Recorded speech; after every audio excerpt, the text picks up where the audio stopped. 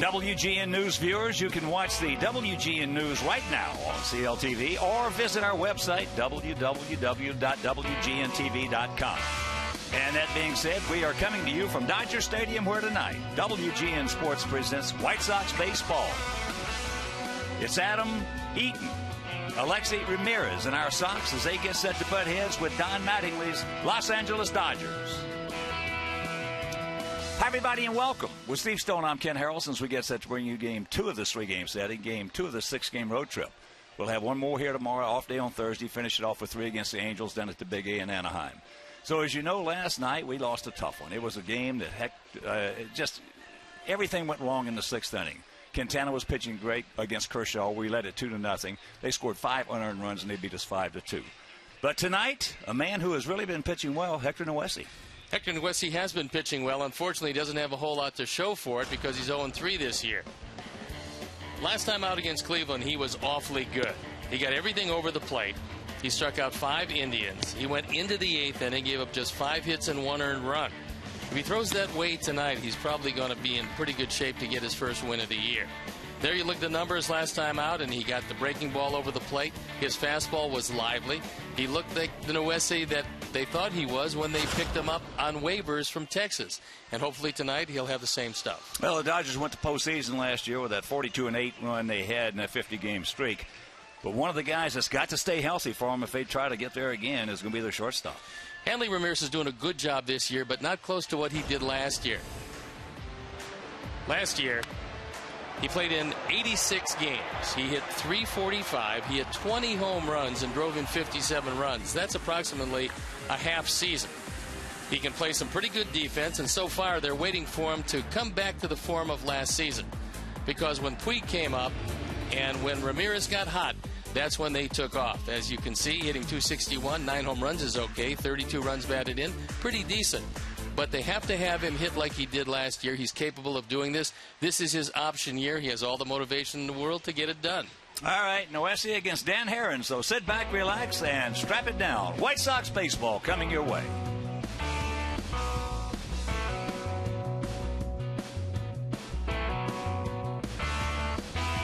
Chicago White Sox baseball is brought to you by Miller Lite. Now back in this original can, it's Miller time. By Ford, proud sponsor of your Chicago White Sox. Check out America's best-selling brand at your local Ford store or online at localfordstores.com. And by Xfinity, your home for the most live sports.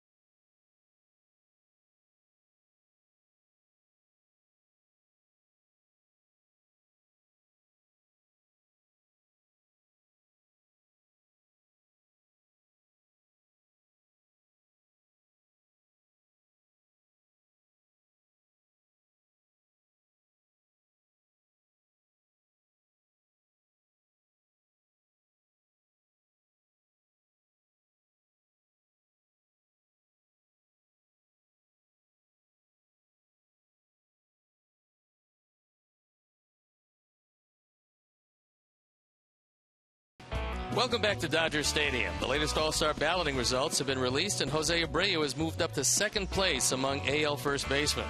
Jose trails Detroit's Miguel Cabrera by about 350,000 votes. In the race for shortstop, Alexei Ramirez still trails Derek Jeter by just under 150,000 votes. Visit www.mlb.com to vote online or pick up ballots at the ballpark to vote for your All-Star starters. We'll be back with the lineups for tonight's game right after a break.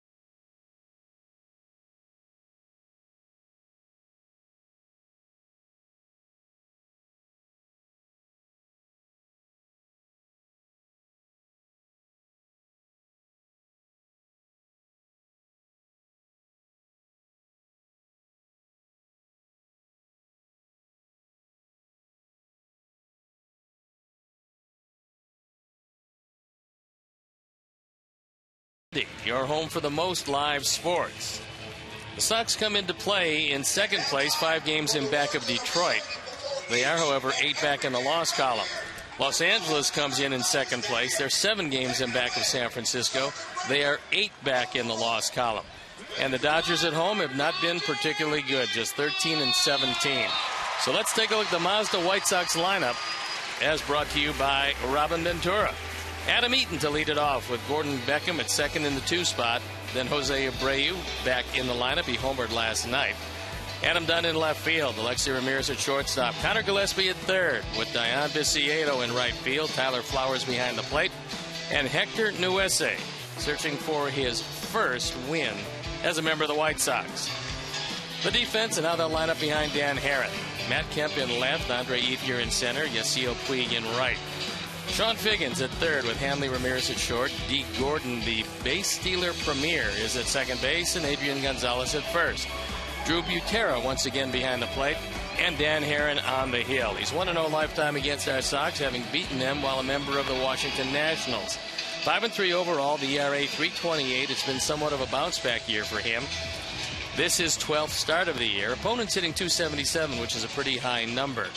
However, he's got good control. He has 11 walks, 50 strikeouts. He's got a terrific splitter, and that's his wipeout pitch, so you have to make him get the ball up.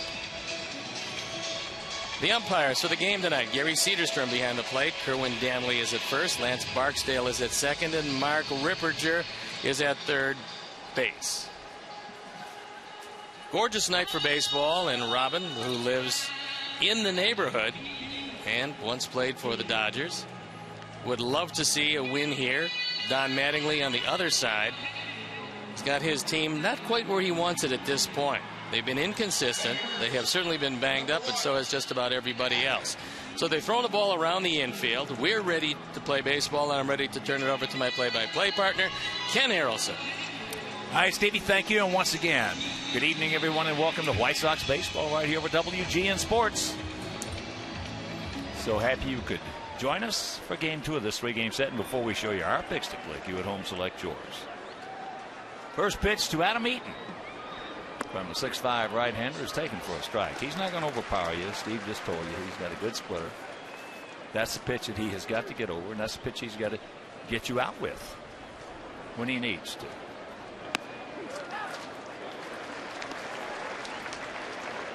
So quickly, 0-2 to count.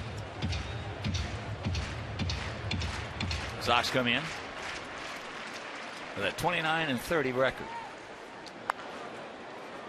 And that's softly hit with a lot of spin. All right, right now let's check out our Southwest Airlines picks to click. DiMangio, our director and crew, they went with Flowers. Steve's going with Gillespie. And our medical staff, Dr. Charles Bush Joseph, Dr. Bernard Back, Dr. Brian Cole, Dr. Brian Forsyth, Dr. Gregory Nicholson, Dr. Anthony Romeo, Dr. Nick Verma, Dr. Kathleen Weber. And our other doctors, Dr. David Orth, Tracy Williams, and Lowell Scott Wild. We're going to go with Gordon Beckham at the plate right now. And those picks to click brought to you by Southwest Airlines. Find our fares online only at southwest.com.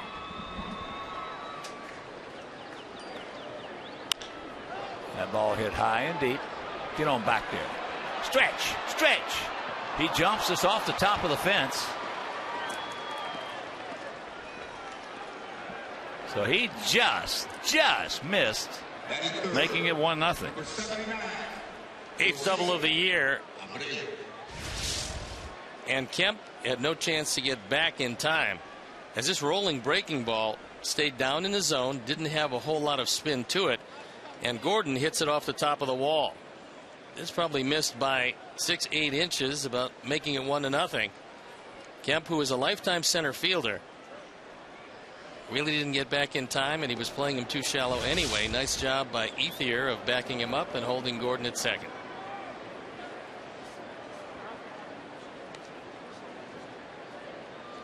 Dan Herron is 134 and 114 lifetime. Started his career with St. Louis and went to Oakland, Arizona, the Angels, before winding up with Washington last year, and on to the Dodgers.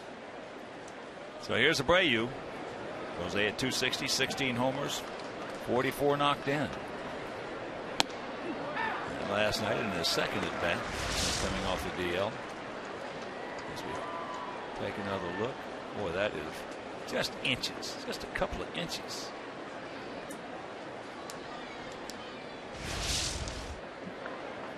But he homered off Kershaw. And that ball hit high and deep. Stay fair. It will, and you can put it on the board. Yes! A 2-run homer by Jose Abreu. El Cañon does it again. 2-0 Sox. Well, it took him till the 4th inning last night in his second at bat, and tonight he didn't wait. Hit number 17. He's now driven in 46. He's got 2 2-run homers in his first 2 games back from the disabled list. And this one he took down the line, didn't hit it all that far, didn't have to. He hit it out. And last night, Clayton Kershaw, the man you were looking at, was his victim. Tonight it's Dan Herron. So here's Adam, getting at 228. Tops that one over into our dugout. I think Matt Kemp thought he had a shot at this, as this slider stayed in the middle of the plate and down. And watch Kemp go back. It's about as far as he could go, and he's fortunate he didn't break a rib, because he hit that wall hard. Well, that ball was 3 rows back. And that's a 9th home run that Herron has given up in 69 innings. That is a pretty high total when this is your home park. Jacks it up. Of course, the Alex Nellius family with donations to White Sox charities. For every Sox homer here throughout the course of the season. That's number 60. So donations in loving memory of Ursula. Alex Nellius.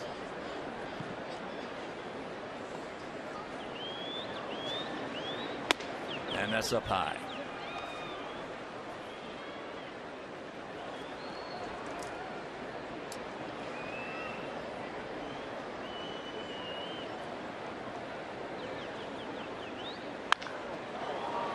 That ball hit into left center field. So Kemp is there. Route number 2. Batting fifth, number 10, Alexi Ramirez. So here is Alexei. Hitting at .326, 7 homers, 36 knocked in, 1 for 4 last night.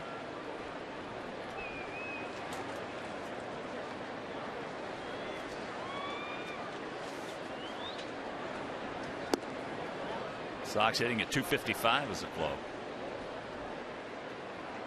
with a 4.35 team ERA. The ERA came down last night because the 5 runs, all of them were unearned. Jose Quintana threw the ball exceptionally well. He did everything right. Could have gotten out of the inning, didn't, and unfortunately he picked up a loss in a game very similar to last year, a game he could have easily won but just didn't.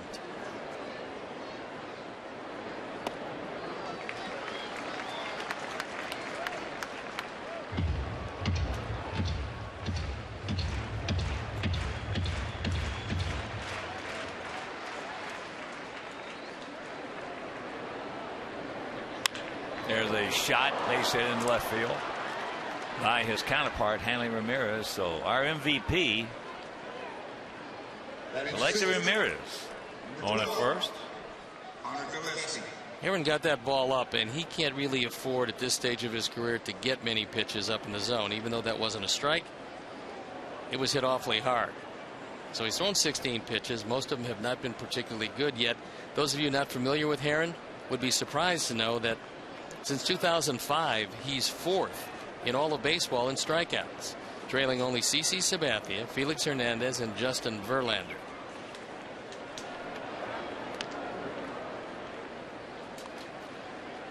Well, our Sox fans have got to get behind Alexei and get those votes coming in for him. He's narrowing the gap. Yeah, he is, and he should. Well, you know, there's not a shortstop in baseball, including Troy Tulowitzki, who's been better, if you count the leather and the lumber, than Alexei Ramirez. That's why he's our MVP so far.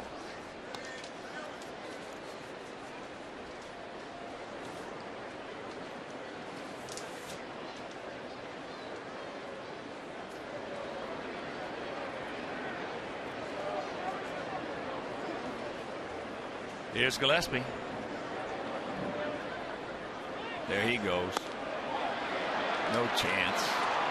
He got a running start on Dan Herron, and then Drew Butera, who does not have particularly quick release, just couldn't get it there in time. So that's his 12th stolen base in 14 attempts. I believe Tulowitzki in that category has 1. 1 stolen base. Now pick him up, Connor.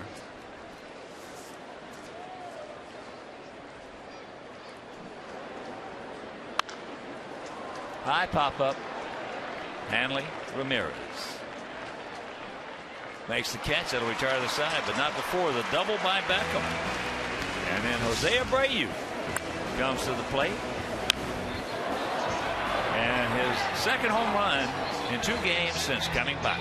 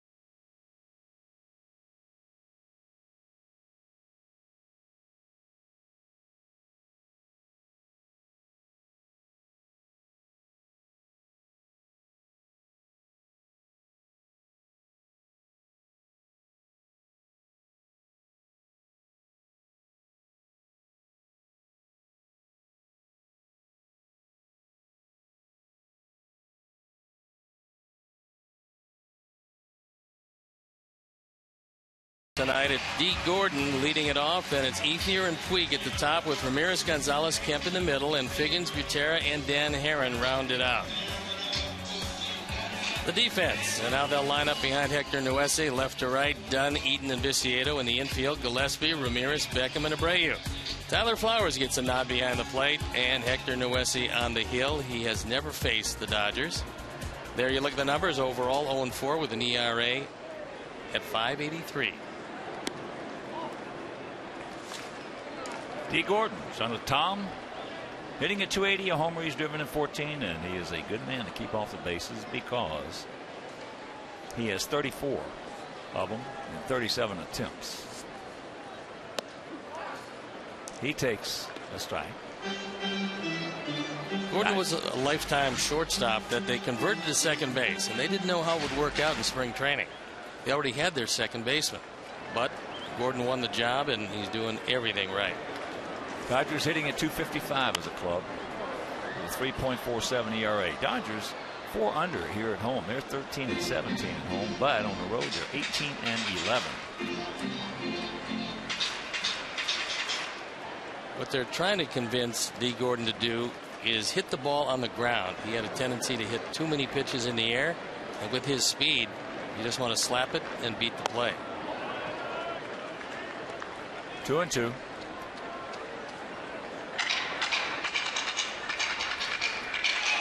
And there is a man that didn't slap it and run too often. Mark McGwire hit it a long way and trotted. Full count. No walks, Hector, especially to this guy. Andre Ethier getting the start tonight in the on-deck circle.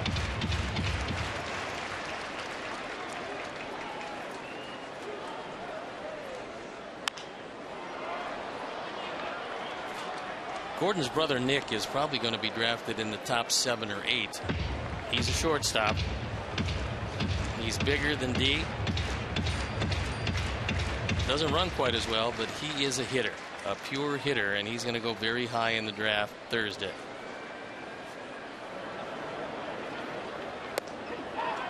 He gone.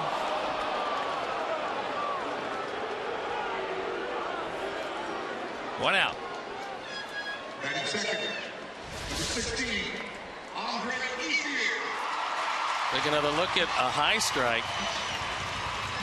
Last night, Mark Ripperger did not call the high strike. He called the low strike. And if Gary Cedarstrom stays right there, the hitters are going to know, and they're going to have to go up and get whatever's up there. So here's the 32-year-old outfielder, Andre Ethier, hitting at 256, 3 homers, 25 knocked in.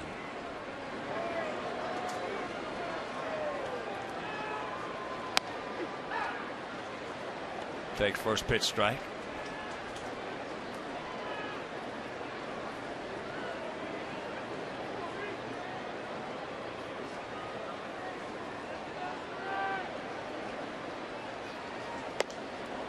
And the count 0-2. I was talking with McGwire, Mark before the game. Mark's a good player. He's a good golfer. And I asked him, I said, "You been playing any golf?" He looks at me and says, "You kidding?"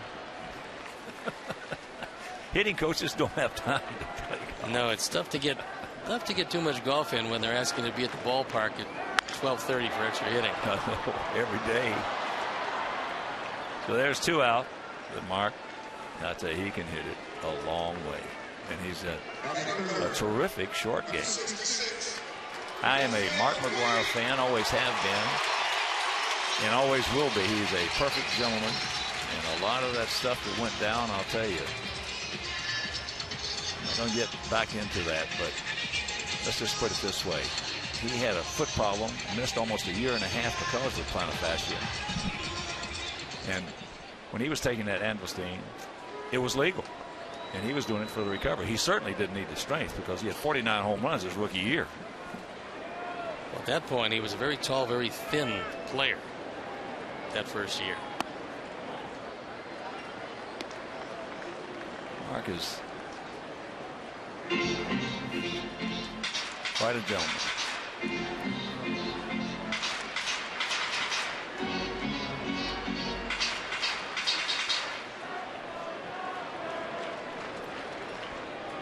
Puig 0 for 4 last night, but he hit it hard 3 times. I mean, real hard.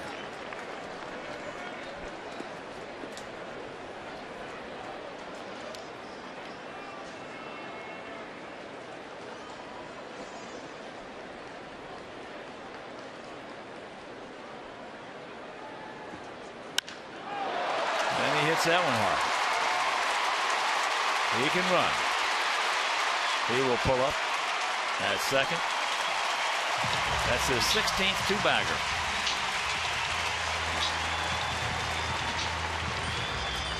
His strength is unbelievable, because to get this ball to go to the wall with the thick grass here, it's very difficult. This is a very fast infield, but a very slow outfield. And the National League Player of the Month for the month of May, all Puig did was hit just under 400 with 8 home runs. He drove in 25 for the month, scored 20, and walked 17 times. And those walks are important because he started to cut down his swing, and he started not to swing at some sliders out of the zone. So he's getting more under control, despite the fact that he still plays all out every play. I love it. I love guys that play that way. Leave it all out there.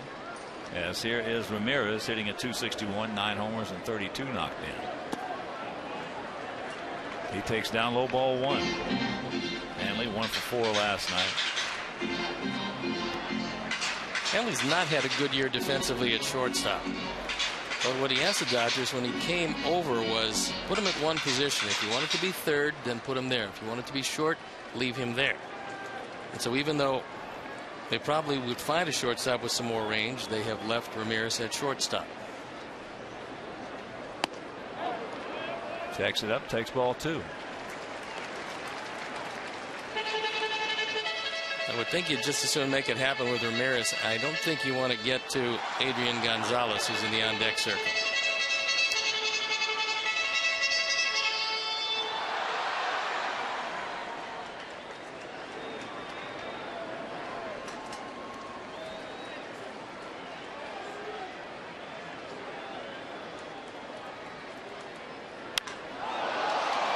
That's just a long strike. Let's take another look at Puig, and he gets criticized a lot for flipping his bat. He doesn't flip his bat really any worse than Carlos Quentin. A lot of guys flip their bats when they hit the ball. No, that time he really didn't do anything out of the ordinary and nothing to be criticized for. But at times, I think what they got on him was posing, thinking he'd hit a home run, and he didn't. But more times than not, when he hits one, it's a no-doubter. Pass downstairs, 3-1. But I don't think there's a team in the league that if they got offered Yasiel Puig would not take him. Bat flip and all, or anything else that goes with it, because he's got so much talent that he hasn't even realized yet how good he's going to be. 6'3", 235 pounds, 23 years old.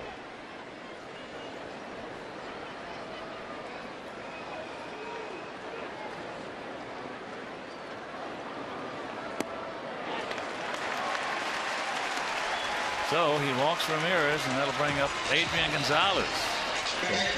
So 2 on, 2 out here in the bottom of the first. Gonzalez is a man that's been credited with really taking Puig under his wing and explaining to him to play more under control, because when he came here he was like a wild stallion. He'd miss cutoff men, he'd do a whole lot of things wrong. In the 1 year he's been in the major leagues, and this is the 1-year anniversary today, he's made 38 misplays in the outfield. But he's getting much better at everything, and a lot of it is due to the patient conversation of Adrian Gonzalez, who's been around a long time and is a very good player.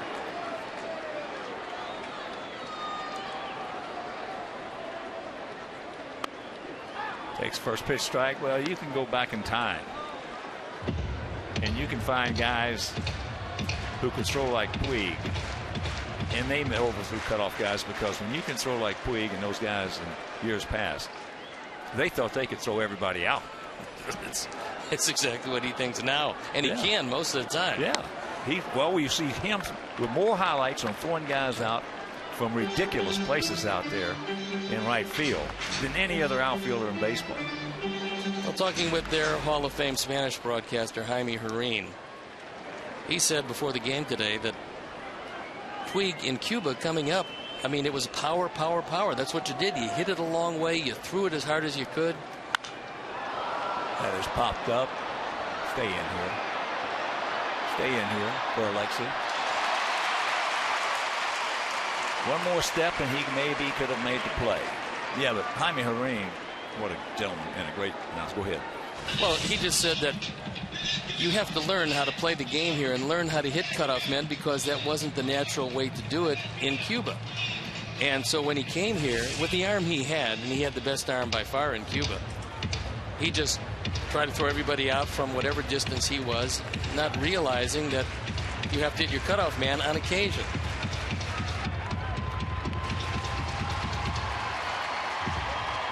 Well, the culture of the game in Cuba has changed as well. Yes. Okay, it's changed here. It's changed in Cuba. When Cuban players were not played in my time zone, when they came up, they knew how to play the game of baseball. They were solid. Fundamentally, they knew how to play the game. Now you're seeing Cuban players coming in, don't know how to play the game of baseball, as he's talking about, because you don't get off the islands. As he gets him, he gone. And he pitches out of it after one of his 2-0 Sox.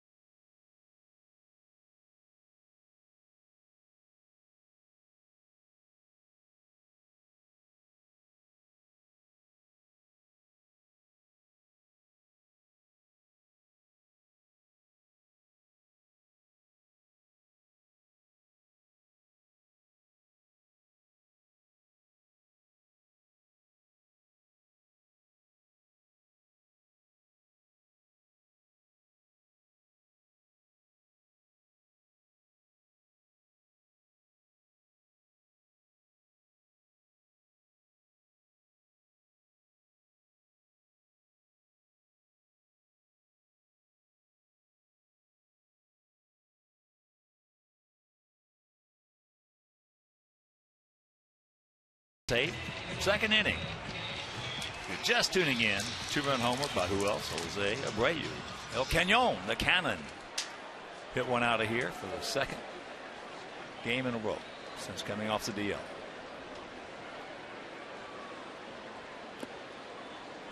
Desiedo hitting at 272, 5 homers, 21 driven in. Tank was 0 for 4 last night. No, but I was mentioning in my time frame, you only had 16 teams. You had 8 in each league. So, you know, when they got here, they were a little older and in fact, they were more fundamentally sound than American players. Well, I think the key, you mentioned they were older players when they came here, so they had really learned how to play the game. And now, like Puig, they get out and they're younger and they don't have a chance to play near as much. They have some international competition, but they haven't learned the nuances of the game. That's low. But they pick it up pretty quickly, and the guys that are coming out are very talented players. Full count to Tank.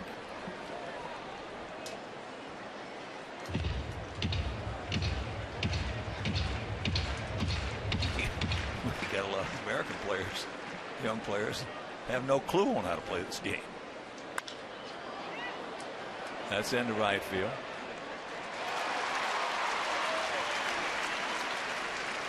So 1 out. Now batting number 21, Tyler Flowers. And they've gone through Little League, Pony League, high school, and college. So here's Tyler Flowers at 281. Tyler 0 for 3 last night. Fernando and the Cruz picked to click.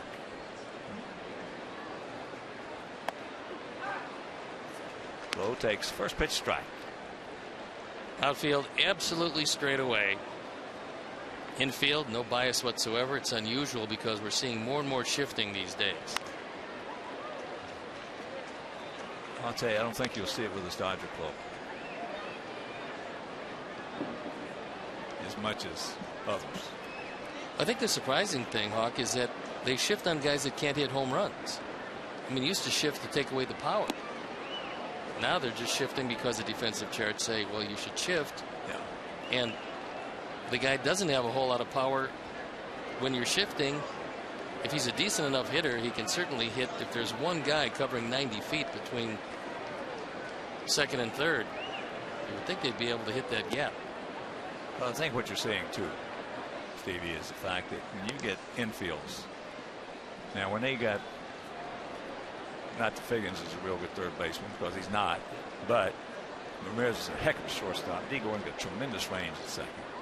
Gonzalez is a tremendous first baseman. When you got guys with good range and everything else, you really don't have to shift that much because you've got the range to cover some holes.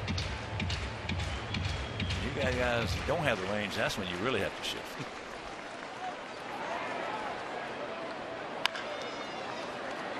One hopper. 2 down. And you can join us for our bike rally. Our bike rally outing on Friday, June 13th with specially priced tickets for all motorcycle enthusiasts. Ride your motorcycle to the stadium, where free parking is provided to all motorcycles at the south end of the parking lot A. Tickets start as low as $10, so to purchase, visit whitesox.com/bike. That is Friday, June 13th. You asked Hector if he can hit. What was his response? He looks at me and smiles and says, sometimes.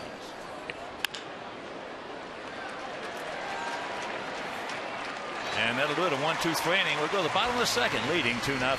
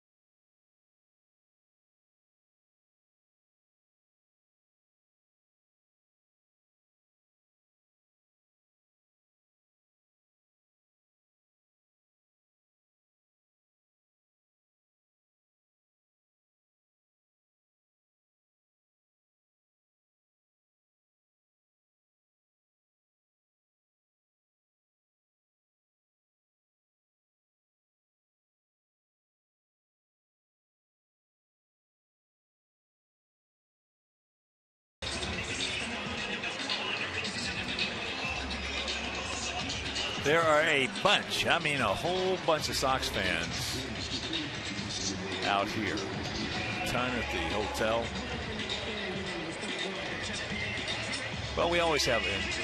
There'll be more down at the Big A in Anaheim.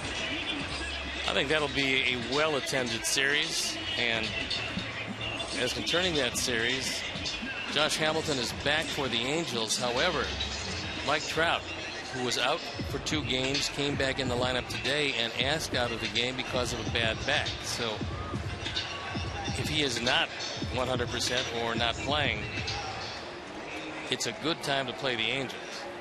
Well, the Dodgers averaging almost 46,000. Averaging 45,796. Last night a down night for them, but it looks like tonight they packed them in here pretty well. Now, last night was the fewest fannies and seats I've ever seen in this ballpark. But they still, counting the season ticket sales, announced a crowd of 37,336.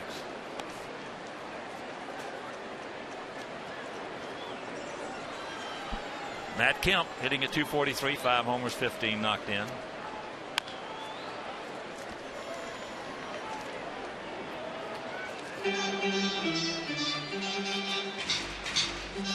Kemp's had all kinds of ankle problems. Consequently, they're not playing him in center field.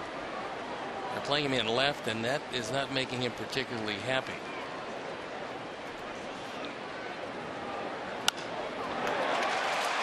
There's a little soft single in the right field to start off the bottom of the second.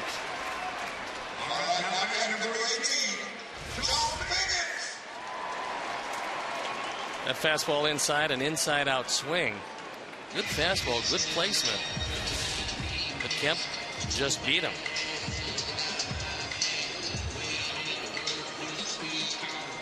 All things being equal, and all players being healthy for everybody. I don't think there's a team in baseball more talented than the Dodgers. This Dodger team would be a handful if everybody was back and playing the way they can. That being said, they've had a lot of injuries and they've had a few problems. You know, that was kind of an interesting play, actually. It slipped right out. And Tyler, fortunately, was able to corral the baseball before Kemp took off to second base. He fakes, and Tyler wants to hold up. So this is either the shortest throw you'll see, but all's well that ends well. Last beat on the grass at third, but I was telling McGuire about that before the game, and I said, man, you guys always seem crippled up. He said, yeah, he said, you know, but it's not just us. He said, now it's getting to be everybody.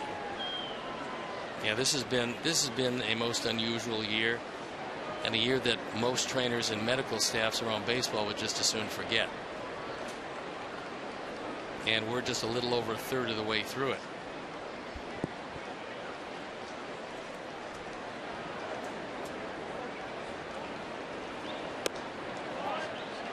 You got to get the hitter. 2-0. Higgins 1 for 4 last night, led off the bottom of the first with a base hit. Higgins is a switch hitter, and he's been much more effective from the left side. 188 is a right-hand hitter, but 280 from the left side, and that's how he'll look at Nuesi.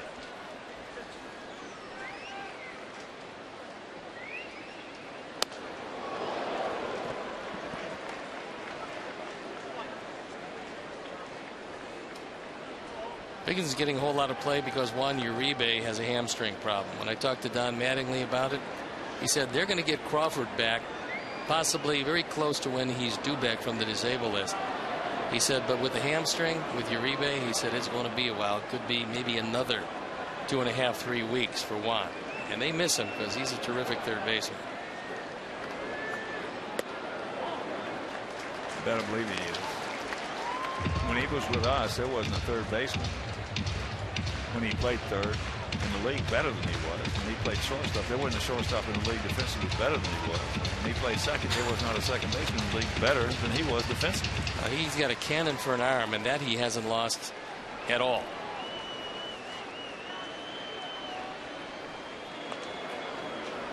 We can't afford a walk here.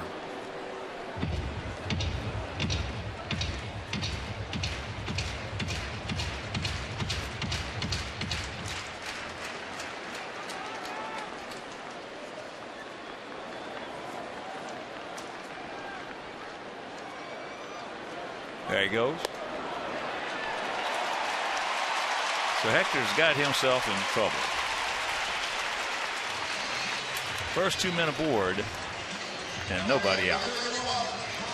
And our Sox have dedicated Saturday, June 14th as Father-Daughter Day with specially priced tickets for fathers and their daughters to enjoy a day at the ballpark. Now there will be a family activities at Gate 1 before a special pregame parade. Lower level seats started only $14. So to purchase, visit whitesox.com/dad. Normally you wouldn't think that your catcher would be bunting here. That being said, Dan Herron, career-wise, has been a pretty decent hitter. He hit .364 in 2010 with the Diamondbacks. Butera takes first pitch strike. He was 1 for 4 with an RBI last night.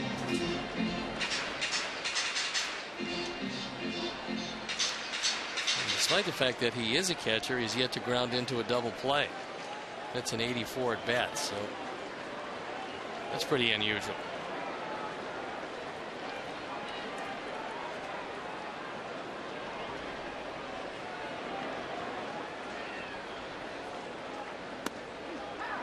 There's the strike. And a count 0-2.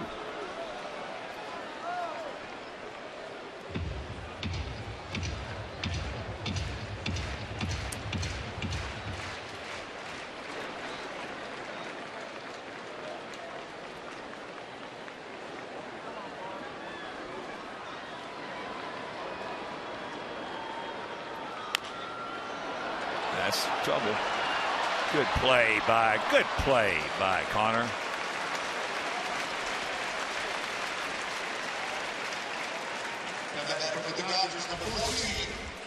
Connor was playing back at third, and Butera doesn't get much of it.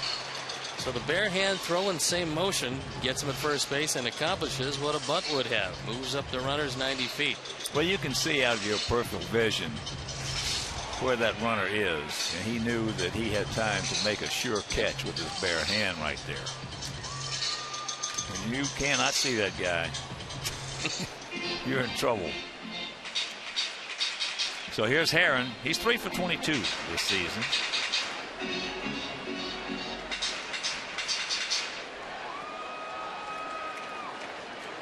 And somewhat surprisingly, they're going to play the infield back in the middle. They're going to concede the run.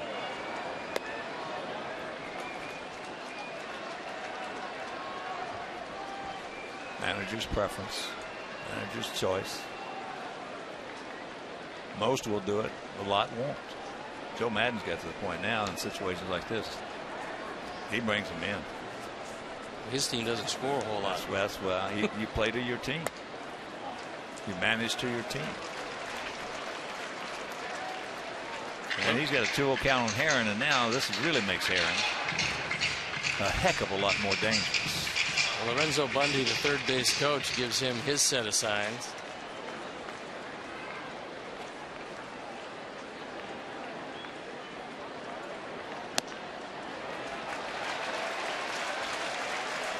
Hector, come back and get him.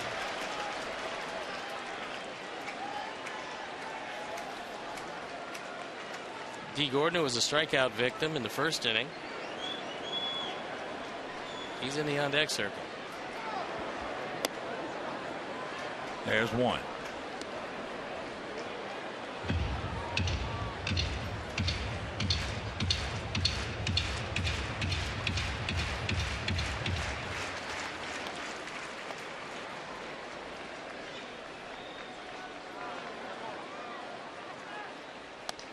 Not even close. So the second walk of the inning, the third of the game already. And that'll load him up with one out for D. Gordon.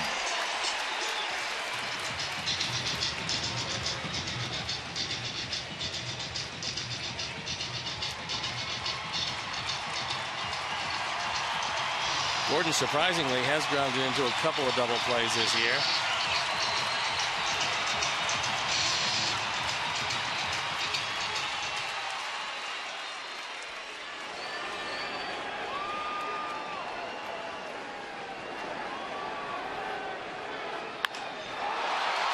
That ball into left field. And that's going to be good enough as Adam catches it a little bit over the shoulder. So Kemp scores, and it's a 2-1 ball game. Second sacrifice fly of the year and 15th run batted in for Gordon. So with the infield playing just about even with second base because of the speed of Gordon, he picked the pitch that he could hit. It was a ball up in the zone. It was up and away, and he hit it far enough.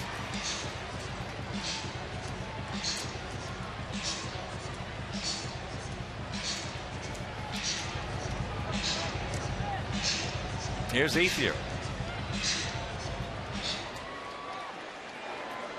With runners at the corners, 2 down. He grounded out to Beckham.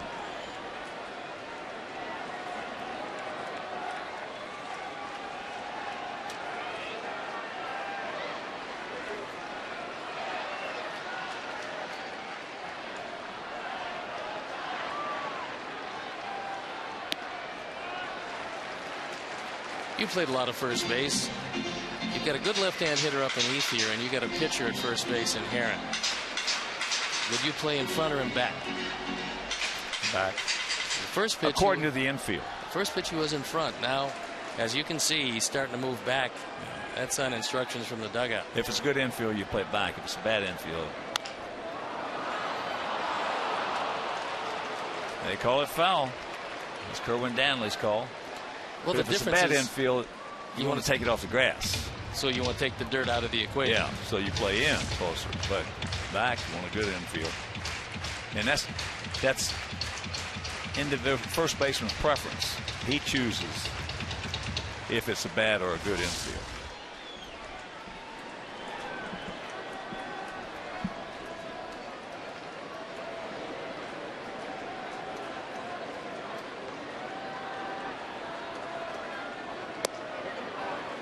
There's a strike. And the count 1-2.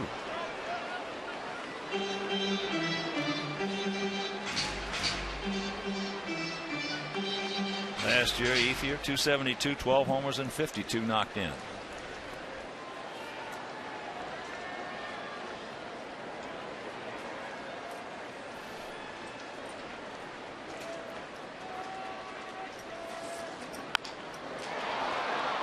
That should be a can of corn. It is. And for the inning he pitched, he got out of it relatively unscathed. They just get one.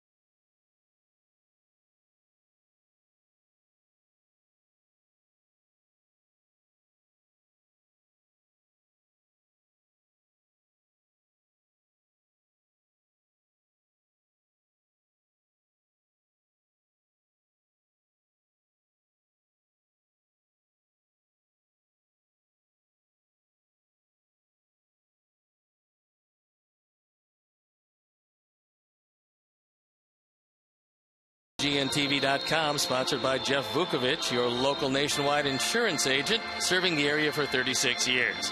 To join the nation, visit jeffvuk.com. Nationwide is on your side. It's the top of the third, and we have the top of the order coming up. Eaton, Beckham, and Abreu. El Cañon will be hitting third. So you don't want to leave your seat. You miss him. Isn't that something? Here it is, June 3rd. We are talking about you don't want to miss him. He's the kind of guy that you don't want to miss the hitting. Well, you could certainly tell in spring training the way the ball came off his bat, and that's all you had to watch. You didn't have to watch how far it was going to go. You just have to watch the acceleration, that he was something special. And it's turned out to be exactly that. Well, I think I mentioned it to you. It wasn't the first day I saw him hit. I think it might have been the third day. And he put on one of the greatest exhibitions of long distance hitting I've ever seen. You know, in the backfield over there. He can do that. As there's ball 4. So Adam aboard. That's the first walk issued by Herron. And here's Gordon. Gordon missed a home run by just maybe a couple of inches. Hit the top of the fence on the edge and kicked back in for a double.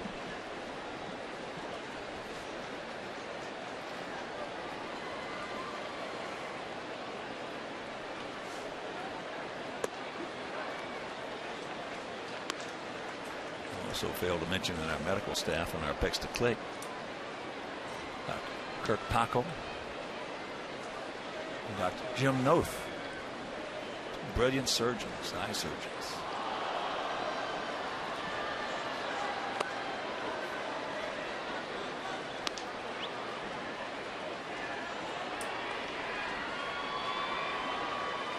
Herron normally has excellent control. And it wouldn't be a bad time for a hit and run.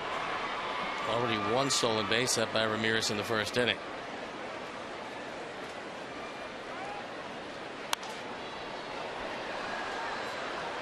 That's foul back.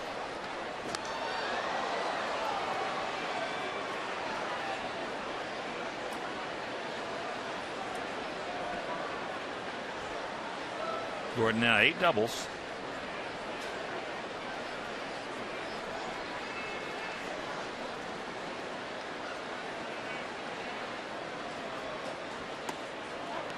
And a good eye.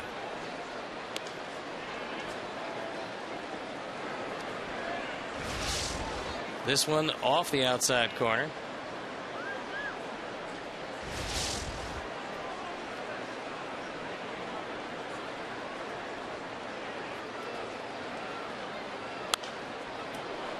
And there's a souvenir right side.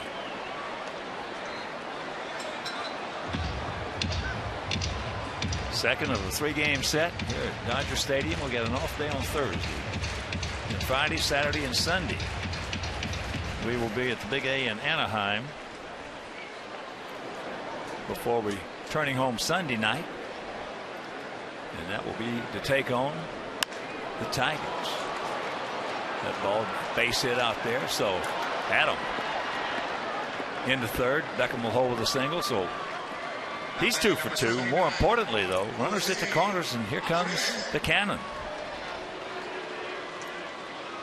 And here's what he did if you're just tuning in the first inning with Beckham on second. Jose got a hanging slider and took it down the line to the shortest part of the ballpark. Kemp ran out of room, and for the second time in as many nights, he hit a 2-run homer.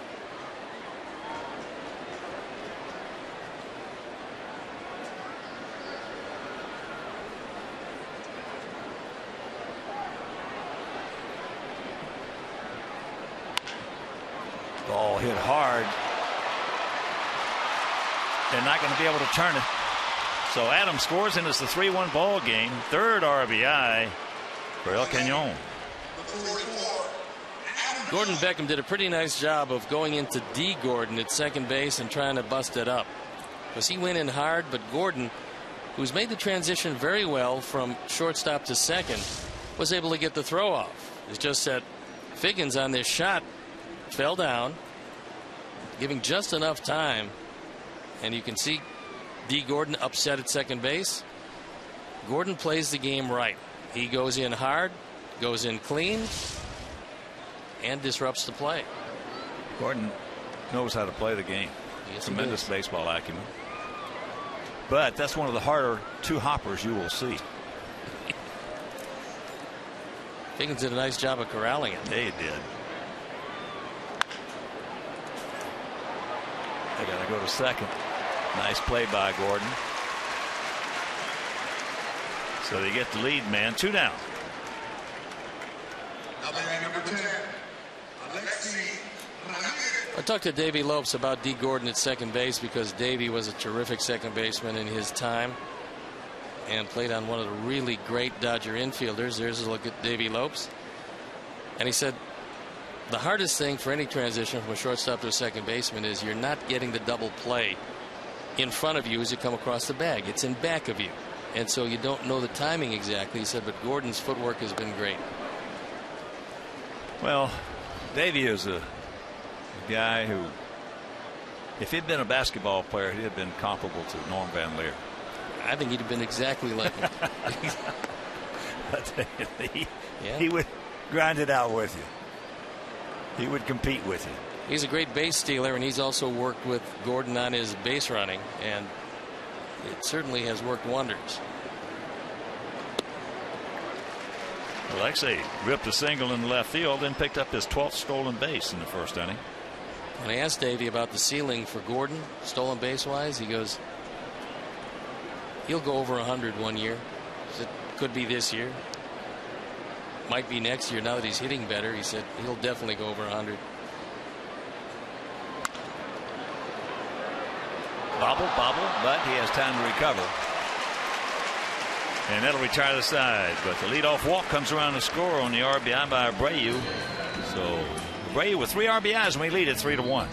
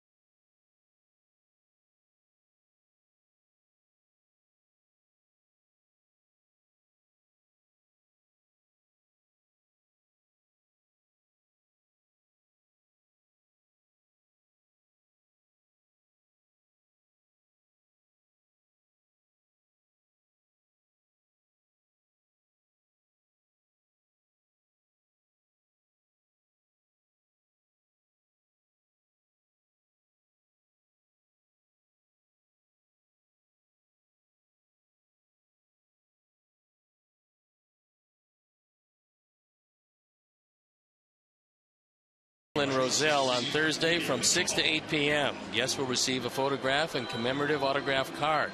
Lucky fans 21 and over can enter for a chance to win a White Sox Miller Lite hoodie or a hat and register for a chance to play softball at U.S. Cellular Field.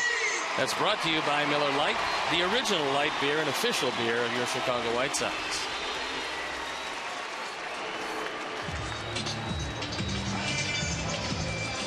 3-4-0 for us, 1-2-0 for them here in the bottom of the third. It'll be Puig, Ramirez, and Gonzalez to face Noesi.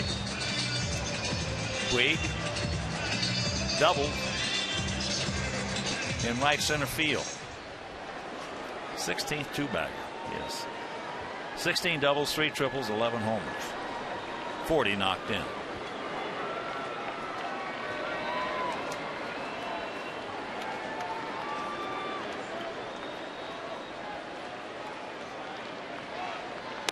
You know he wants to do something because his buddy, Jose Abreu, has overshadowed him a little bit in the first game and so far here. Teammates, see in Vegas a couple of years ago. That's some 3 and 4 combination. You got to face these two guys.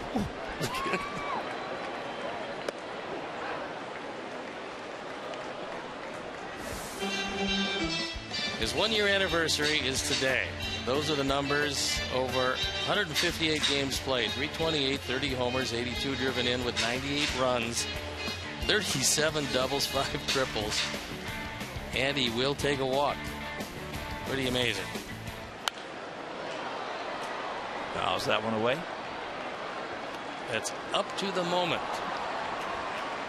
Well, Abreu with that 17th homer in the first inning, that ties him for the most by a player in his first 46 games in the modern era. It tied him with the great, the one and only Wally Berger. I remember Wally. Wally was tough. That's in the center field. That's a can of corn. Wally smoked too much, so.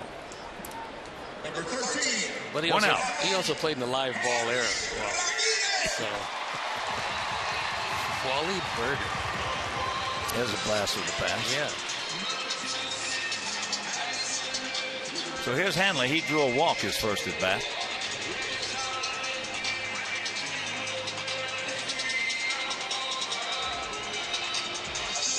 Dodgers have the highest payroll in the history of this game. They have a decision to make on Ramirez, and so far they have not extended it.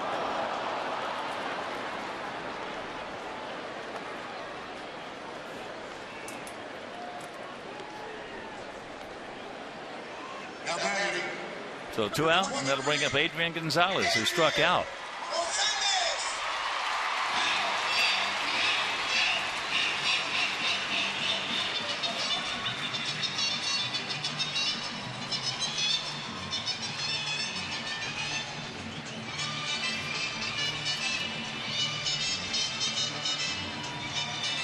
Are they going to play the whole song?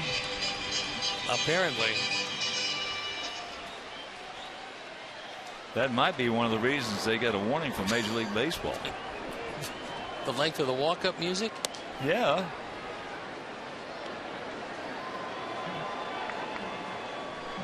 That's the first time I've ever heard a team get a warning. Play better, shorten up the games.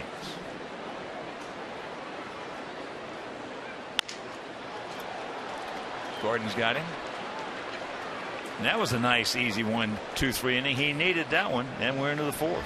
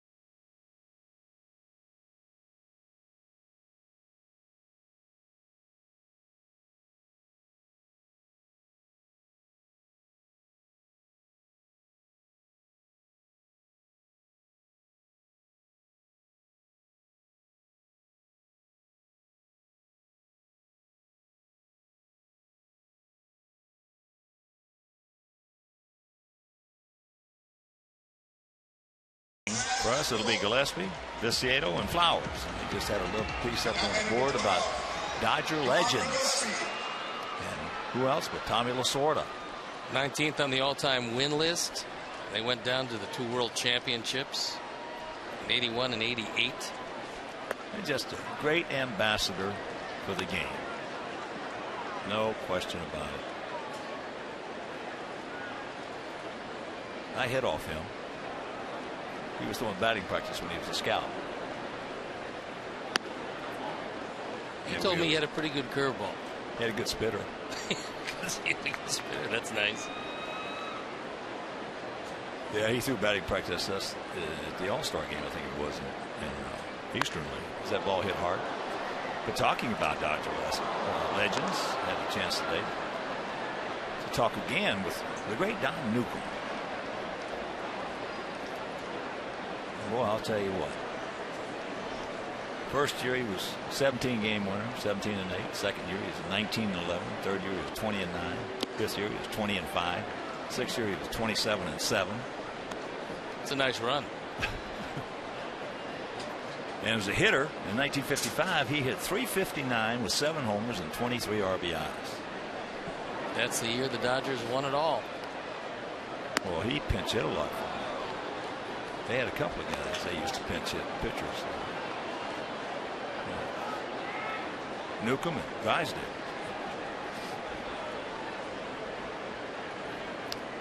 Dodgers have been, as we talked about, as D. Gordon's got him, and that's out #1, have been #1 in baseball and carrying on the tradition of their people. More so than the Yankees.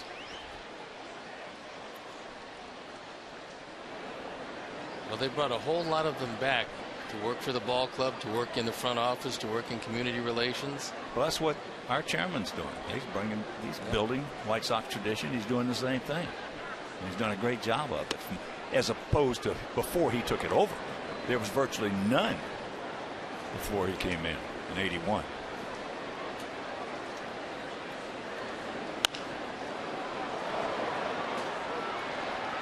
That's out of play.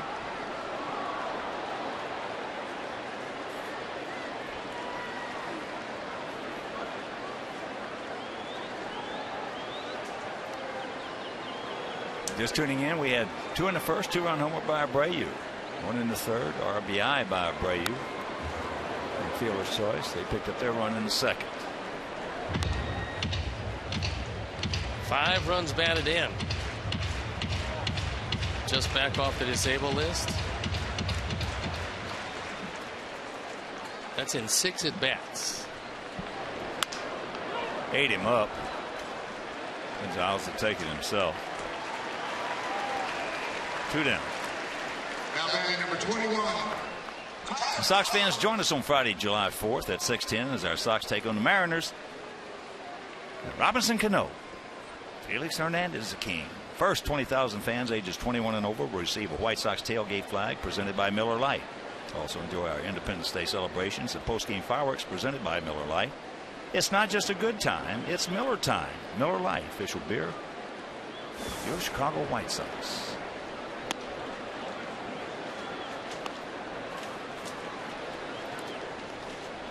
Cano is having a pretty good year, although he can't seem to hit the ball out of the ballpark consistently, but he is hitting .333. That was 3 for 5 today. Well, they paid a lot of money for him, $240 million. That being said, he's doing what he's always done, and that's hit the baseball. Plus, defensively, he's about as good as anybody down there.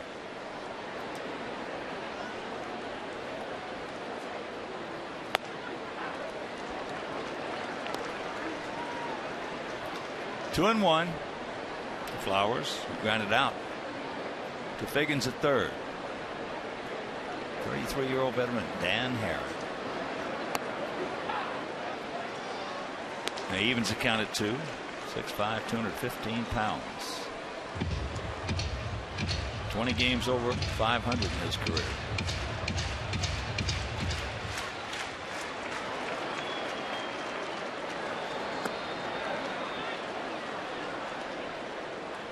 Full count, the top.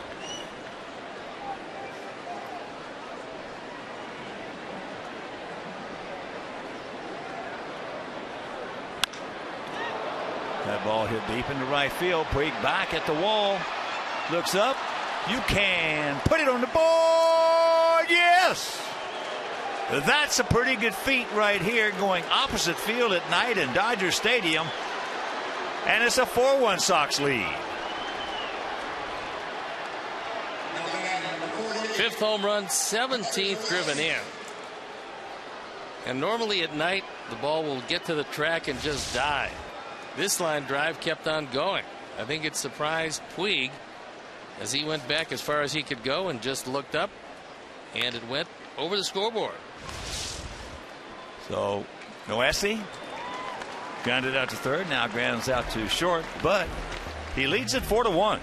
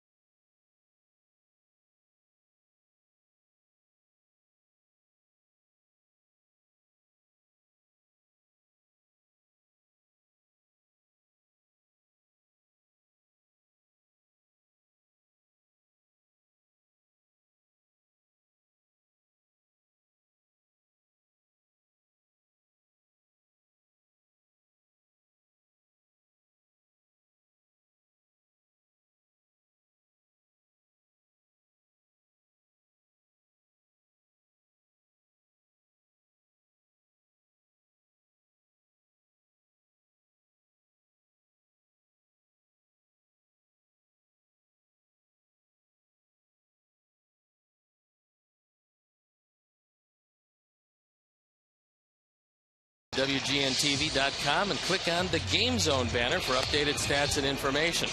The Game Zone is powered by St. Xavier University. Tradition and innovation, this is where they meet.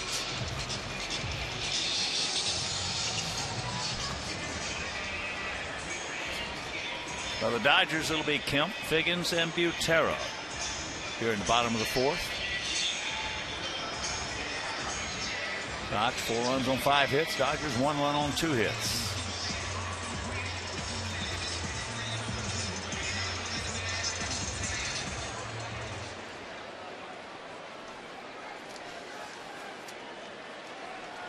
Kemp hit a little soft single in the right field and then came around to score the only Dodger tally.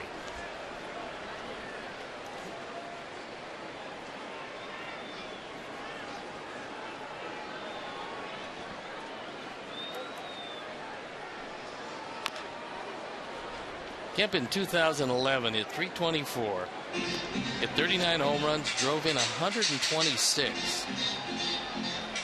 And that was his banner year. He hit .303 the next year, but then started to have some leg problems and some terrible ankle problems. That's blowing away.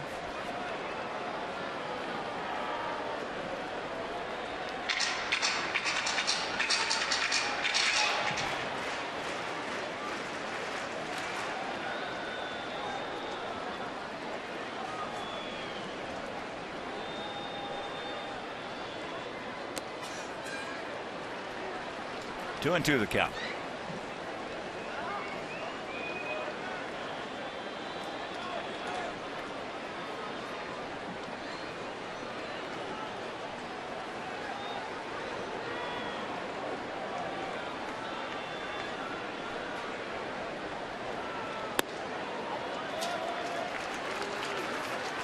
way ahead, now it's full.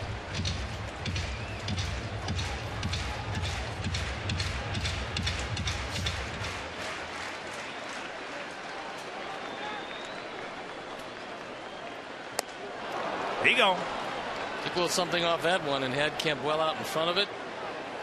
Down from his 93-mile-an-hour fastball, that was 86. Good time to take a little something off with a straight change.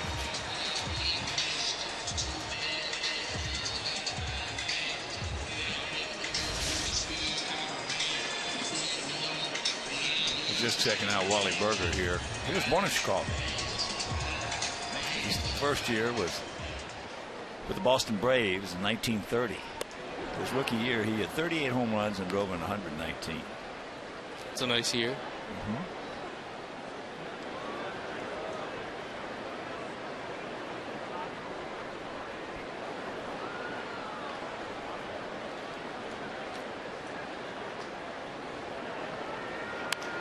That's out of play. Higgins walked his first trip. And he played for the Boston Braves, New York Giants, Cincinnati Redlegs, and the Philadelphia Phillies.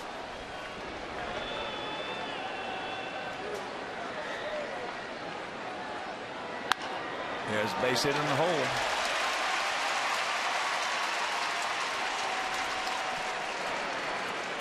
So the one-out single by Higgins. Just their third hit. And a reminder, Sox fans, Mullet Night is Friday, June 13th. Now the fun includes a pregame on-field parade, music from your favorite hair bands, and other mullet-inspired activities. Now all fans are invited to stay for a post-game fireworks display presented by Great Clips. Great Clips. It's going to be great. So WhiteSox.com or 866-SOX-GAME for tickets.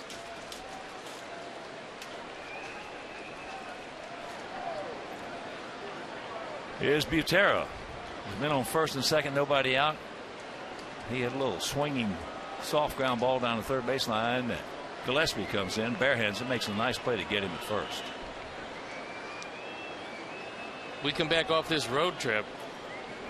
We entertain the Detroit Tigers for 4, Kansas City for 3. Then an off day, and the San Francisco Giants come to town for a 2-game series. Yeah, we got a nice homestand coming. So make your plans to be with us starting Monday.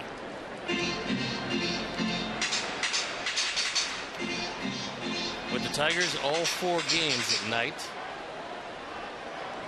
Kansas City, Friday night, Saturday afternoon, Sunday afternoon.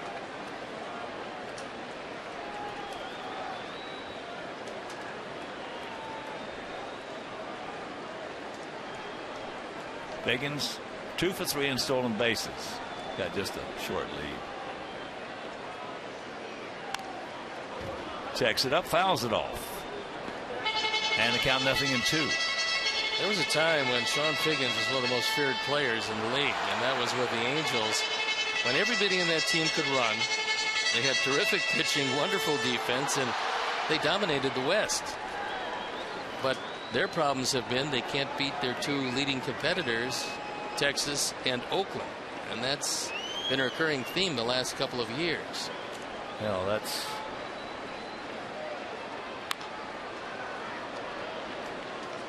that's been a problem. It's not their problem. We both know what the problem is. Yeah. They've got one of the best managers in the game in Mike Scioscia. There is no doubt about that. And they tied him up for a long time. And justifiably so. There's a line shot base hit for Higgins. Going to make the turn. They go to first, and he gets back in. So Butera with a base hit. Runners at the corners. 1 out. It's a heads-up play by Ramirez because, number one, if Viciedo doesn't hit the cutoff man and the throw goes through, you have to take the aggressive turn. And Lexi knows that you're not going to be able to get Figgins in third.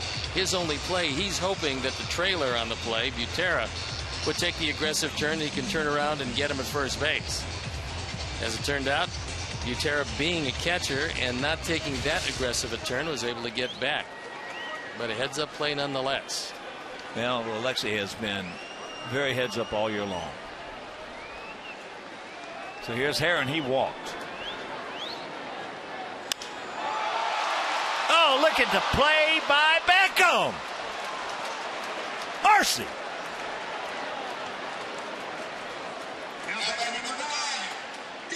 Wow.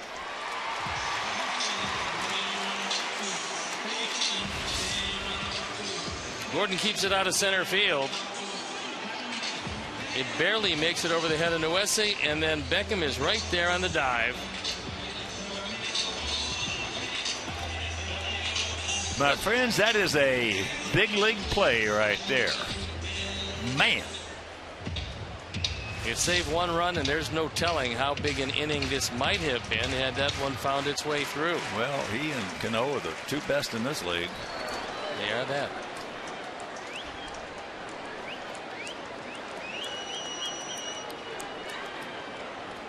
So here is Gordon. Takes ball one. He has struck out and has a sacrifice fly.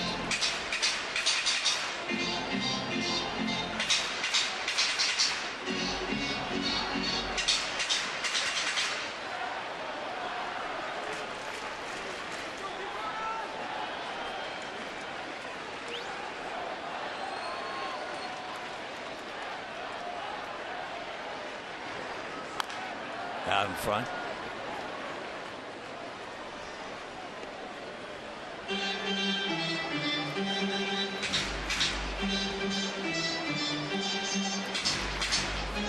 Detroit has been beaten by Toronto 5-3.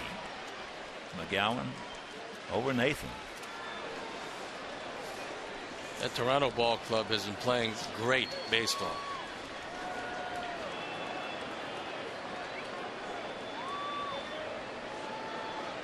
Well, they got a pretty good hitter in Batista when you don't hear his name mentioned very much because of Encarnacion. That's a pretty good one, too. And Lind is another guy that's and doing Lind the job. Is back. Yeah. He's back. That Toronto team now 35-24. And Mark Burley. Our Mark Burley, 10-1. Well, they're 11 games over, and Mark is 9 over. Nice start. The 1-2 pitch. Just beats that one. Cleveland beat Boston 5-3. That's at Progressive Field.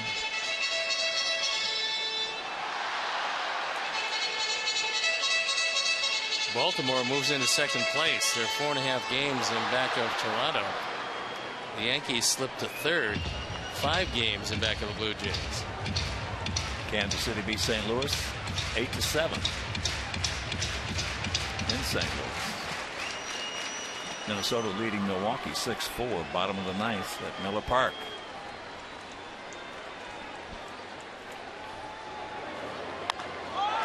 Get foul. It will, thank you.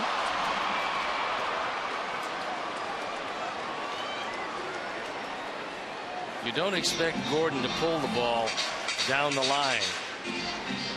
That pitch low and in, and fortunately he got around a little too quickly on it. With his speed, there's no doubt that he would have caught Butera. Caught him and passed him. No doubt whatsoever. Drew would have been carrying him around the bases.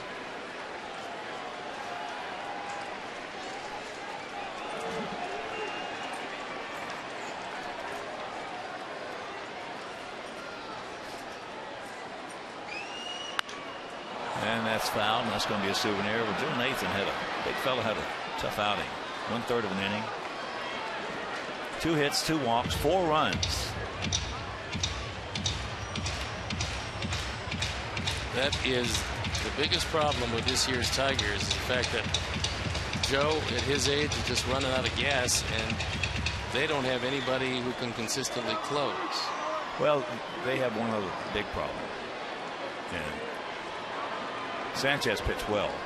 He was 7 innings, just 2 hits, no runs. He is a good one.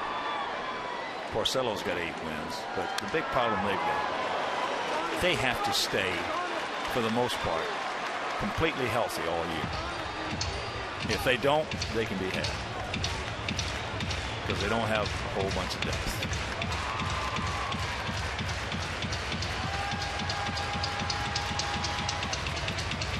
That's the biggest problem they're going to have, just trying to stay healthy. Well, their closer has a 6.86 ERA. That is troublesome. He gone. He pitches out of it, and we're into the 5th.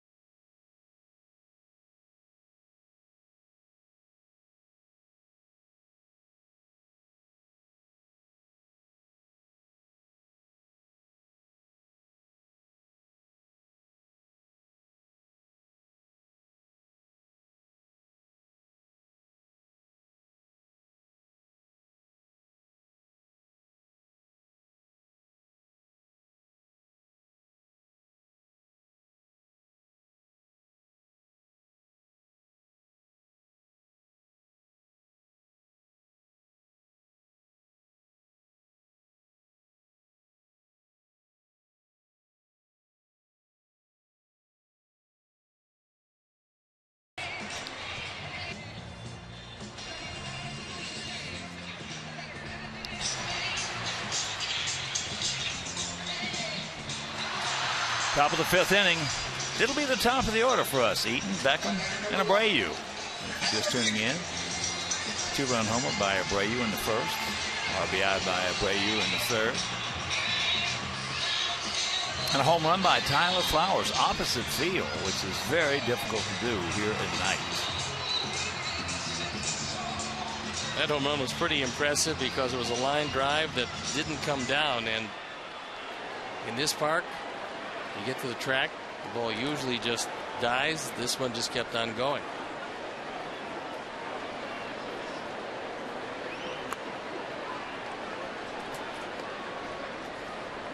Oh, and 1 to count. Adam has grounded to short, and he has walked and scored. I think Adam was not particularly happy with the last call of Gary Cederstrom. That ball was a little inside. First pitch fully in the zone. That one missed.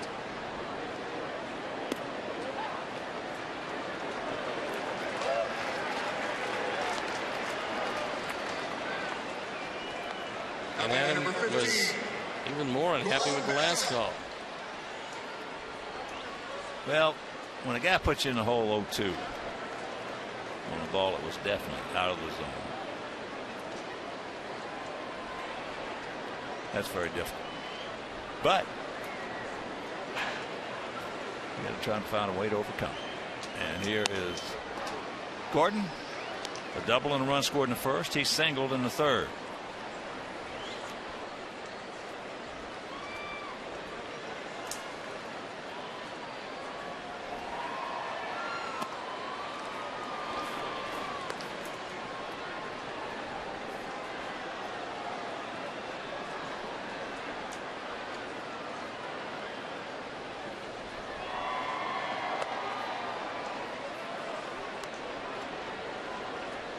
Although Kenley Jansen has been pretty good at the end, and he pitched last night, picked up save number 17 by striking out the side in the ninth.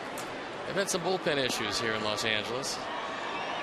So the quicker you can get Herron out of the game, the better it'll be for the offense.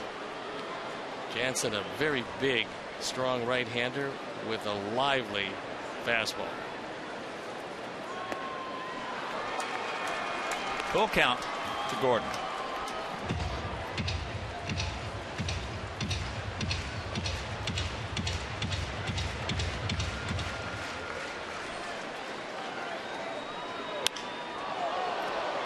That ball hit well in the center field. Back on the track, that ball was actually killed by Beckham. That's maybe all of it. But not here, not at night.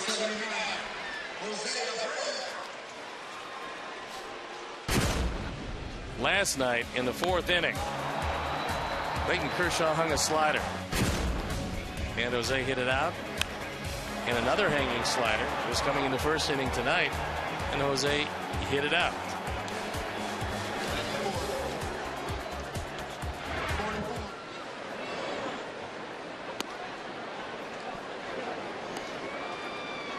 Second bat, he hit one of the hardest two hoppers you want to see. Picking up his third RBI of the game, 47th of the season. There's a bullet. That chased the ball guy into the seats. That was, I will tell you something. That's some very quick movement down there.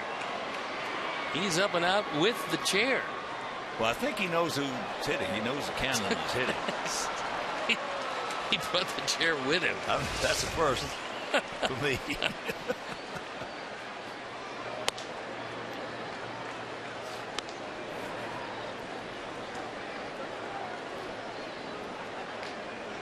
American League leaders, Cruz with 21, Encarnacion 19. And 17. And Abreu missed a couple of weeks.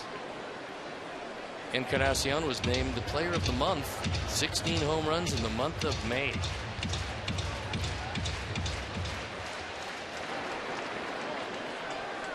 That's a big month. Well, I don't believe it is. There's a ball into right field, pulls up. So he is 2 for 3.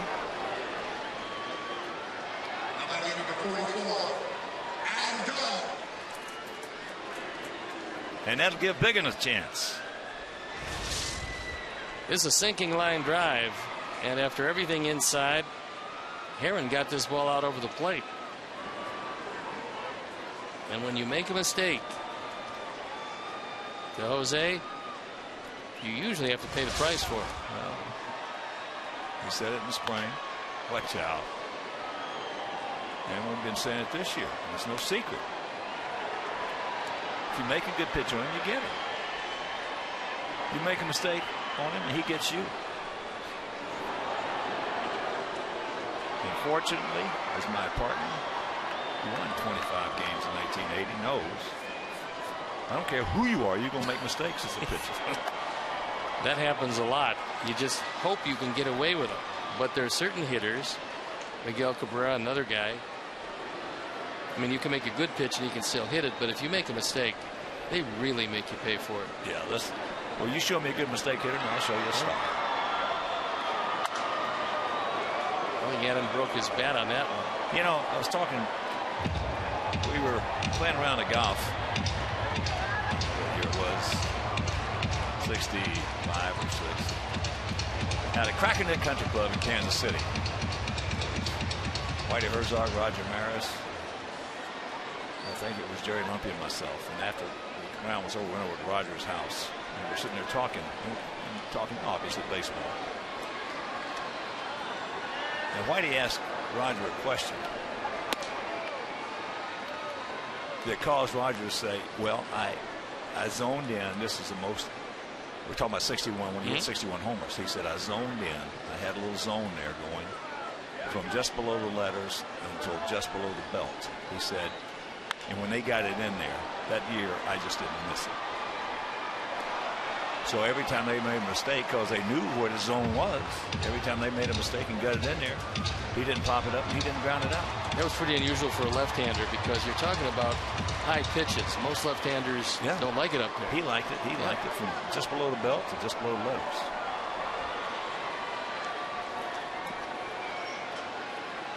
Now Mickey, man with left-handed, was a dead low ball hitter. Unless you high straight change or something like that, or a high hanger. And right-handed, probably a little different. Right-handed, he was a great high ball, high fastball. Great hitter anywhere, right-handed. There's Don Mattingly and his pitching coach, Rick Honeycutt, to his right.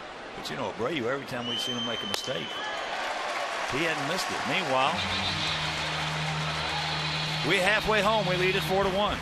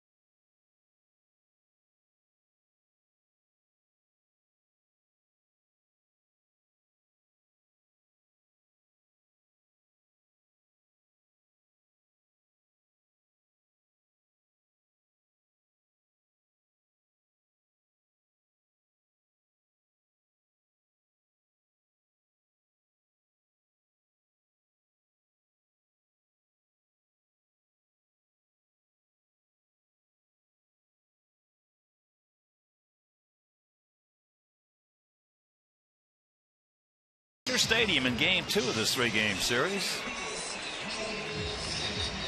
In the finale tomorrow night, it'll be Johnny Dykes against Josh Beckett. Josh no-hit Beckett.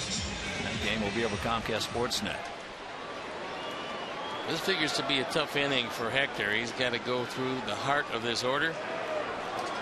Don't say that. Every time you say that, it becomes a tough inning. Whoever it is that you say that about. It's amazing. You'll just have to make. You'll just have to make better pitches. That's all. Okay. Ethier is grounded to second and going out to left.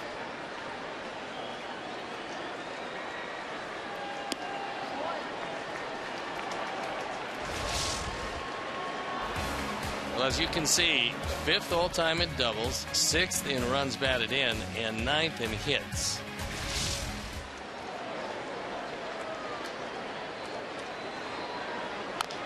Boy, you wouldn't think that. No. Especially with as many great players as they've had over the years. Dodgers,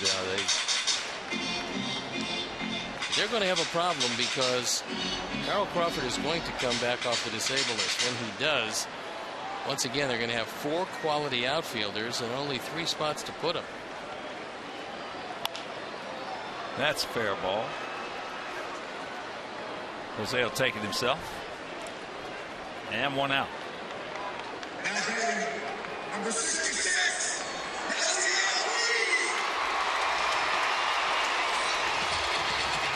So here comes Puig, a double and a fly out to center.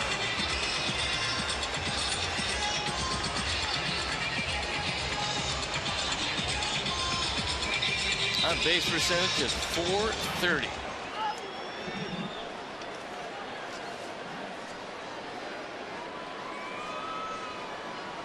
One of the reasons why is he will take walks. 26 of them this year. Well, that's the exception rather than the rule for young Latin players. We've seen it with every one of our Cuban players that came over. They walked, and still do to a certain extent, they walk begrudgingly. 2-0 the count. That's the National League rankings. Second in hitting. Tied for sixth in home runs. Tied for second in runs batted in. Tied for third in hits. And third in slugging percentage. Just 23 years old.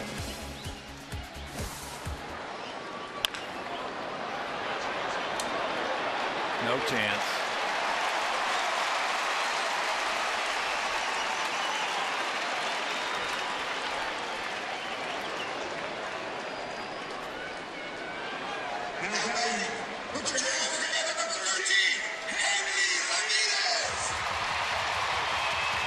So with 1 on, 1 out, that'll bring up Hanley Ramirez, who was walked and bounced back to Noesi.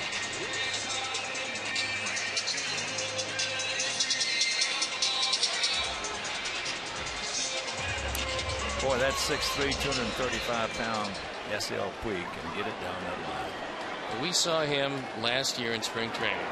We were told that he had world-class sprinter speed and a linebacker body. And then we saw it in a couple of those games. First time we saw him, that base hit, routine base hit, he hit the left field. Next thing you know, he's sliding into second with the double. Yeah, that was the third place was nice. Pretty amazing.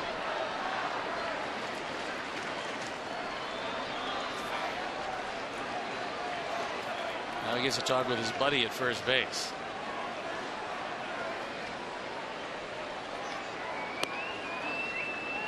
Well, when you talk about that size and that kind of body, you're talking about Bo Jackson. I remember Bo Jackson's first hit coming against us, against Steve Carlton. Tim Hewlett was playing third. He hit him a fairly soft one hopper down to third base. He was playing back just a little bit. Timmy caught the ball, looked at it, and looked up. Too late. Forget. And that time, Puig was going to take off, actually did take off, and wisely Hector just stepped off the mound.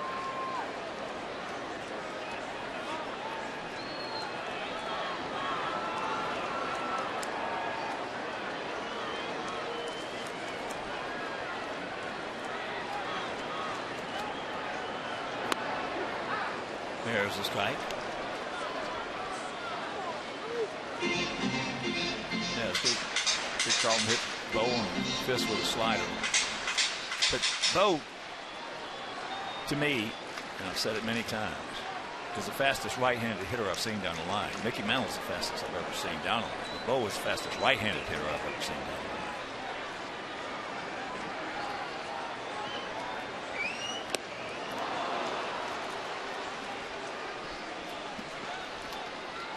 Two gone. Well, I remember in draft in '86, the football draft. I saw the numbers, and they had all the times in the 40. And they had, I think it was one little wide receiver from West Tennessee State or something. It was like 4.4 in the 40. And only one guy was better than that. And it was a guy from Auburn who was 4.1 in the 40. And he was 6'2", 220.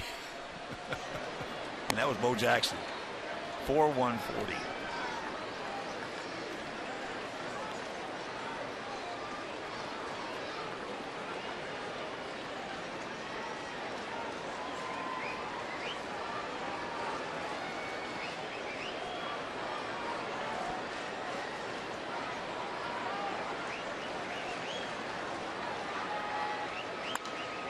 That's fouled away. I know we had a scout named Ellis Clary we'd sent down to scout him.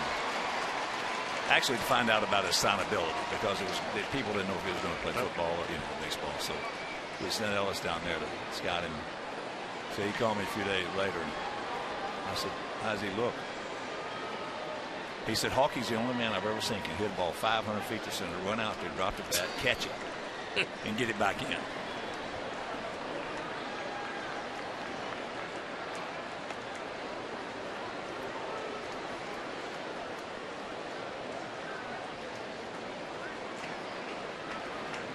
Four 6-0 for us, 1-5-0 for them here in the bottom of the fifth. If you're just joining us, pretty interesting. You have Jose with his glove over his mouth talking to Yasiel, who's got his batting glove over his mouth. So no Spanish lip reading available at first base.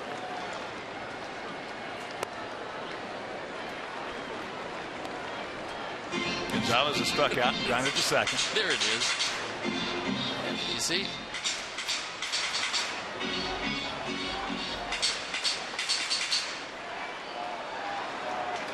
A lot of talent standing right here. Yes, sir. A lot of talent.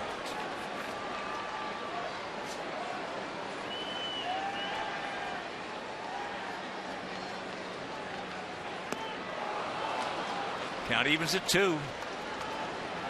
Edgar's using that straight change very well. Yeah, and Adrian's having trouble laying off of it. Yeah. Had Kemp in the on-deck circle. Edgar hoping to see him leading off next inning.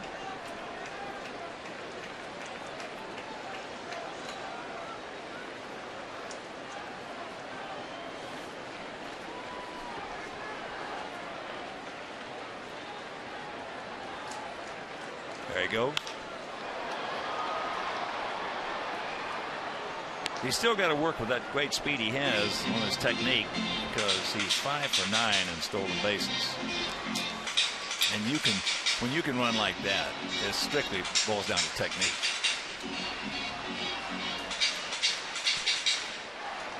Well, there's a man who's got evidently he's got all the technique you'd need. If he doesn't get on near as much as Puig. I was talking with Dave before the game, and he's such a nice young man, just like his dad, Tom. Yep. Very soft-spoken. Out of Windermere, they live down in Windermere, and as you mentioned, his brother Nick is going to go high in that draft. Yeah, he's going to be very well paid. Foul. Thank you very much.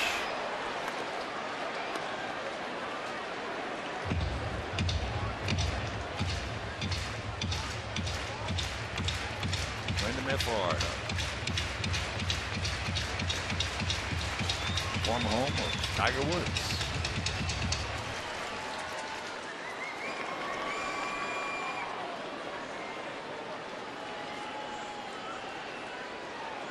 Two out, 2 balls, 2 strikes.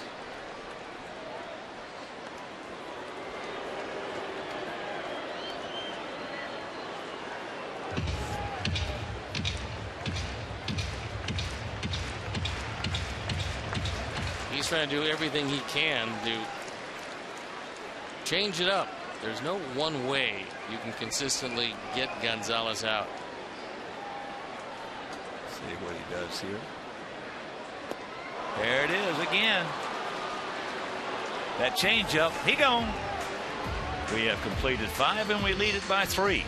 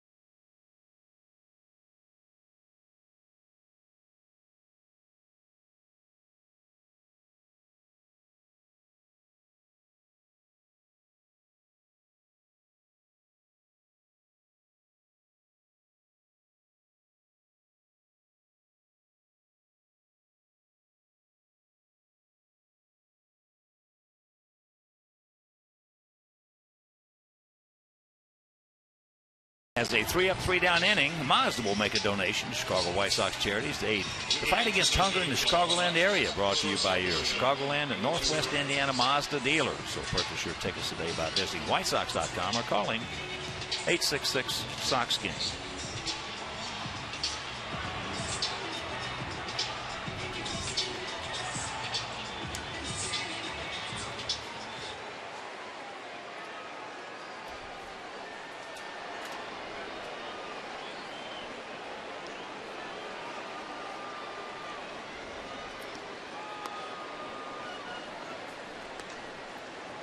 Alexei has singles, picked up a stolen base, and hit into a 6-4 fielder's choice.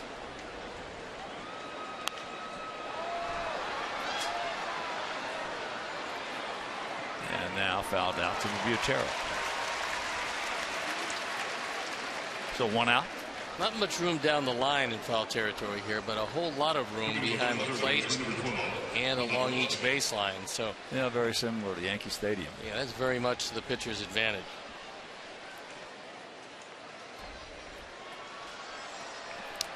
There he is, his 65th consecutive year broadcasting for the Dodgers. The greatest that ever lived. It's pretty Nobody amazing. Can approach that record. No. Started when they were in Brooklyn, followed them out here. Yes, that's popped up by Gillespie. B. Gordon, now he's 0 for 3. Well, there was some concern about Vin not coming back for the 2014 season, but he said because of the 2013 season, with all the talent that they had here, and the Puigs and guys, he said it was just too exciting a season, and he wants to see what this club can do.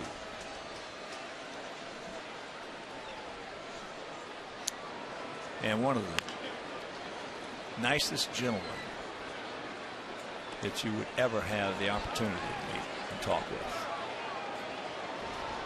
He told me the stages of getting older. How would he know? He doesn't know. As he stays with it, makes a nice catch, does he? And that's a quick 1, 2, 3 inning. We go to the bottom of 6. It's still 4-1 good guys.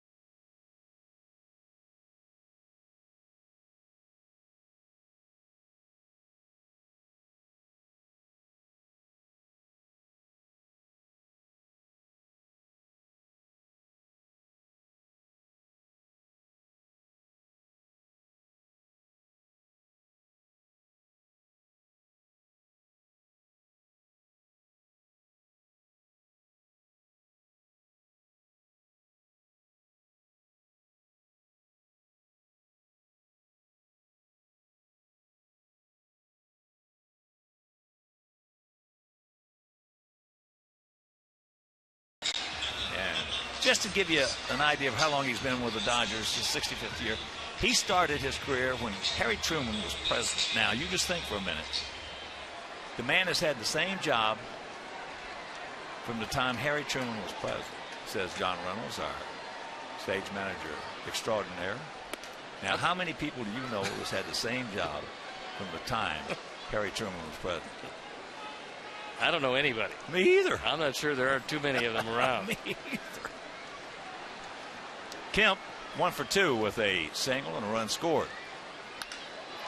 That ball hit well into right center field, but we got a man there. So Vince said to me, here are the stages of getting older. And he said, first you're a child, and then you grow and you become a teenager. And then you become a young adult. And then you become an adult. And then you become, you look good. He said, so people come up to me now and say, you look good. He says, that's the stage that I'm in. He knows all the BS. Yeah, it's terrific. He's heard it all for a long time. At this point, you're not kidding. Here's Figgins.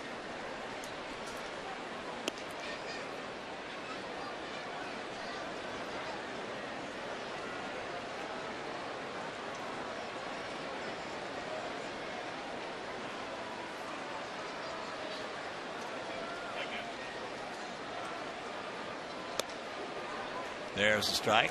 Evens the count at 1. Figgins has walked and singled. Hector threw a very good ball game against the Indians last time out, and he's followed it up, throwing it very well here in Los Angeles.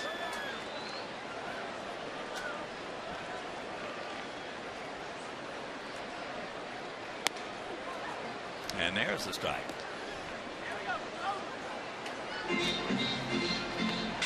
He had a bit of a tough time in the first and the fourth.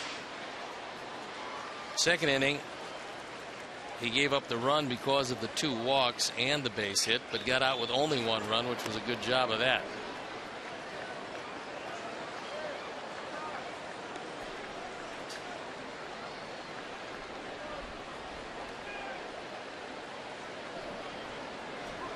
Two balls, 2 strikes, 1 out.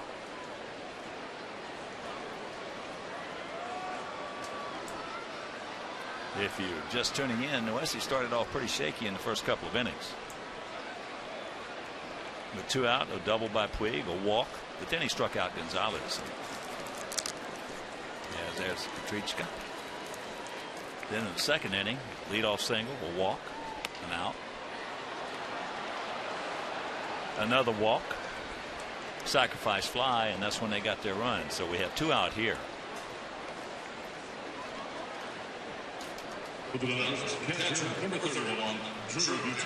That'll bring up Butera. 1 for 2. A sharp single into right field.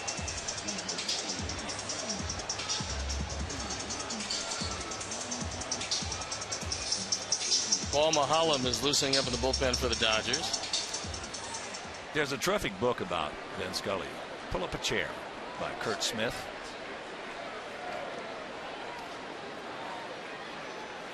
If I'm not mistaken, I think it was the first book that Vin okayed about him.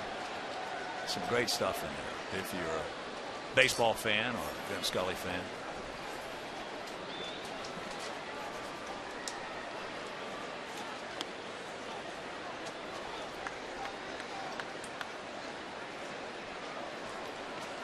Two and 0 the count. From what he's seen of this game and the players he's seen and the great moments that he's witnessed and all the Hall of Fame players that he's been fortunate enough to call the games for, I'm sure that's a wonderful book. Yeah, he doesn't travel as much, obviously. He doesn't go to a lot of the cities now. So he told me that he stopped going to Colorado, and the one road trip, I mean, he'll make the trips to Arizona, San Diego, and San Francisco. Right. And that's it.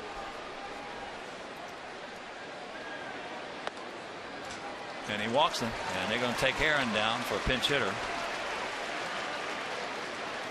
So that's the fourth walk issued by Noesi.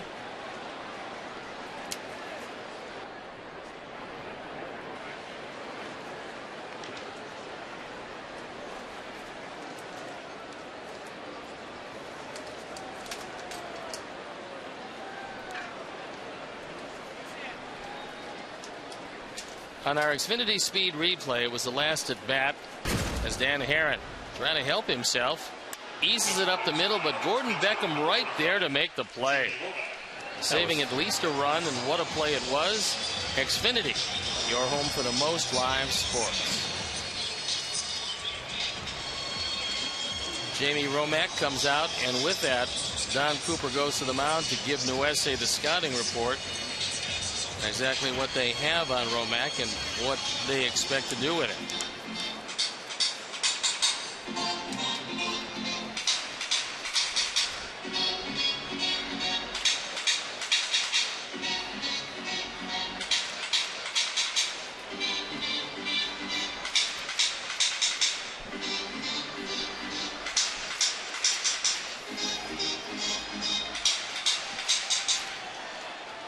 So 1 on, 2 out.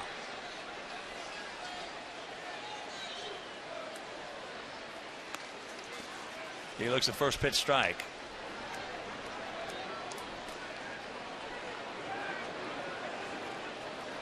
He made his major league debut last Wednesday.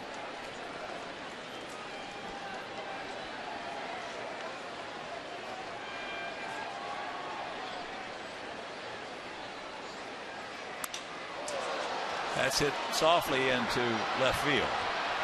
Adam is there. Makes the catch. That'll retire the side, and we'll go to the 7th.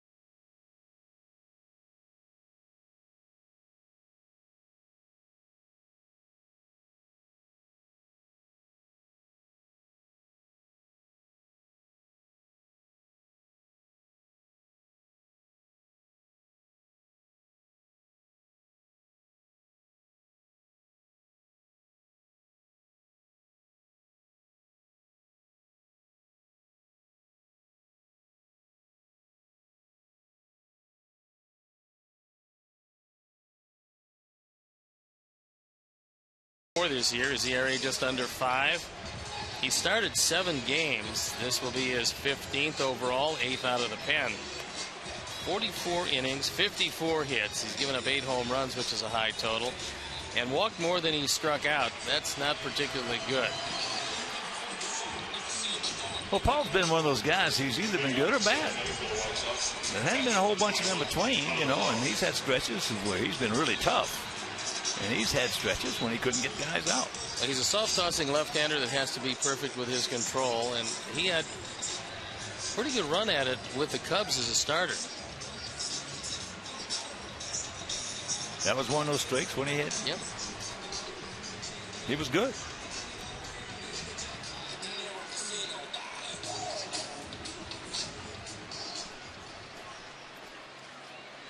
So here's Tyler. He's 1 for 2, a home run. His 5th homer going to the opposite field here at night at Dodger Stadium, which you don't see very often. And Tyler against Mahalam is 2 for 3, and one of the hits stayed in the park.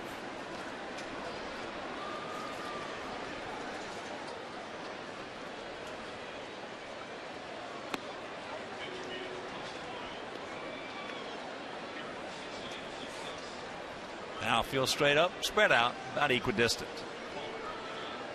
4 runs on 6 hits, no errors for our guys, and 1 on 5 hits, no errors for their guys. There he drops the hook on him.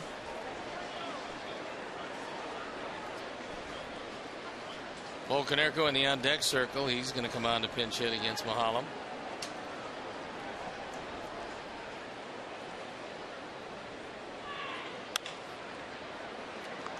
T. Gordon. 1 out. So another good job by Hector Noesi. First 2 innings he struggled, did not have his location, settled down, and he's just been getting better and better each and every start. He's getting to the point now where you can pretty much count on the fact that he will take the game into the later innings. He has had a couple of tough starts, but after that, after 2 innings, he seems to settle down and then takes it at least 6. And last time he took it into the 8th. Yeah. So here's Paulie.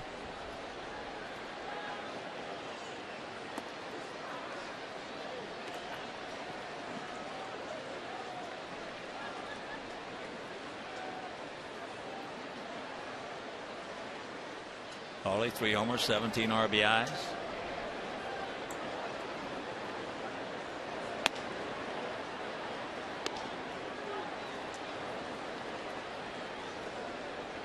Mahalam in 2012 was 9-6 with the Cubs with an ERA of 3.74, and then they traded him to Atlanta during the course of that year.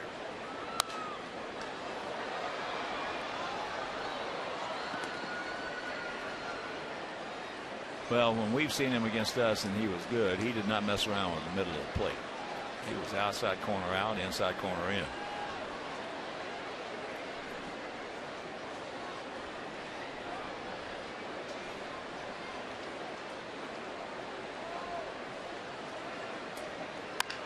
There you go. Breaking ball, just smoked in the gap.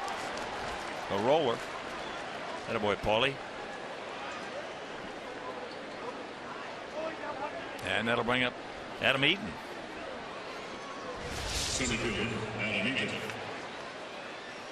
A pinch hit on a breaking ball that didn't break. Yeah, Mahalam's lucky that ball stayed in the park. He's had a tough go this year.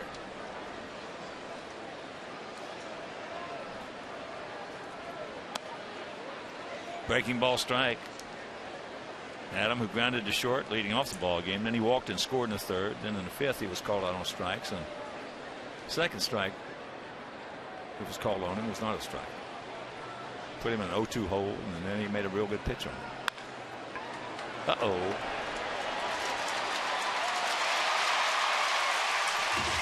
That'll retire the side. 7th inning stretch. It is 4-1 White Sox.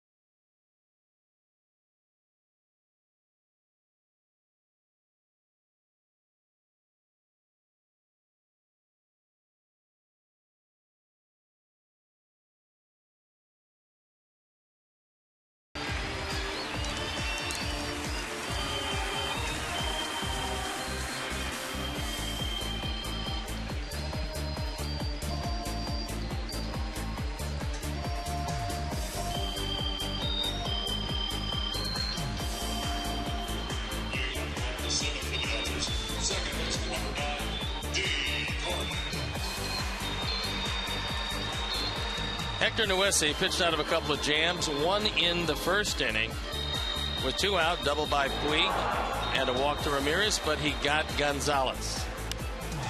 And in the 4th inning, Gordon Beckham helped him out, and then he was able to get out of the inning by striking out Dee Gordon. So overall, 6th inning with a run on 5 hits. A terrific job, and he gives way to Scott Downs. Here you look at the numbers. ERA just a touch over 6. He's 0-2. And he's got the 2 left-handers before the right-handers, Puig and Ramirez. So he won't see those guys. No, he's on to face Gordon and Ethier. D is 0 for 2 with a sacrifice fly.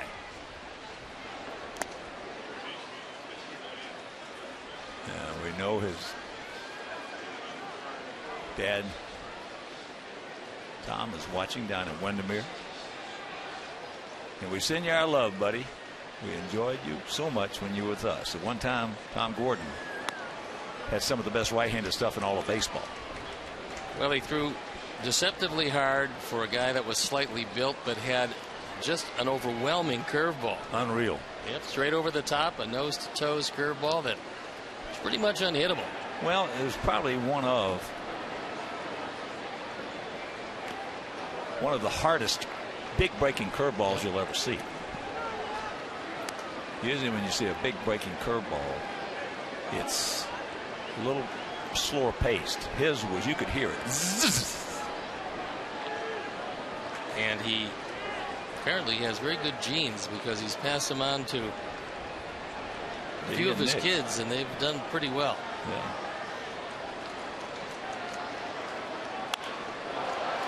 That's into right field. We got a man there. So he gets the first left-handed hitter.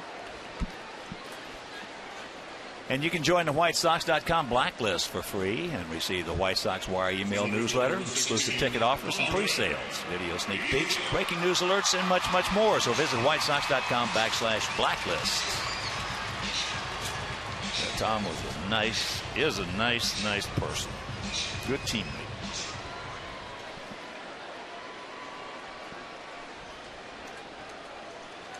Ethier is grounded to second, flied to left, and grounded to first.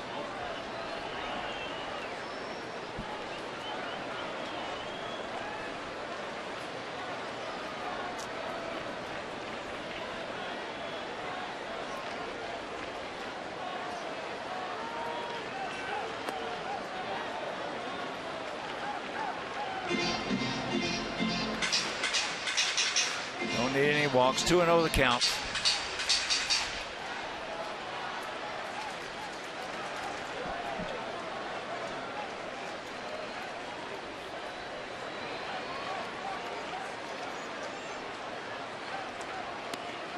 There's one. And once again, a reminder tomorrow night, Johnny Danks against Josh Beckett. That game will be over Comcast Sportsnet.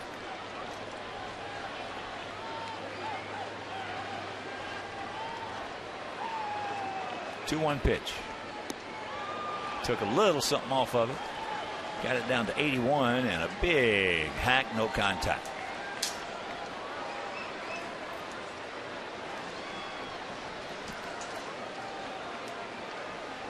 Ain't broke, don't fix it.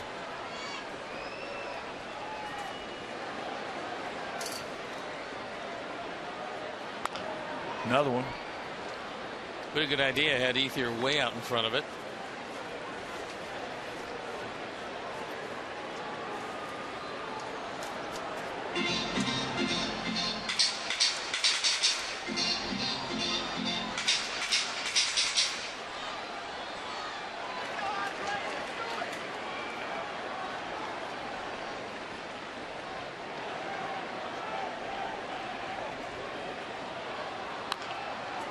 Another one. Sox trying to even the series up at a game apiece and pick up our 30th win. Which will get us back to 500. I believe the 18th or 19th time. I think it'd be the 19th. He's bouncing a lot back and forth. Yeah.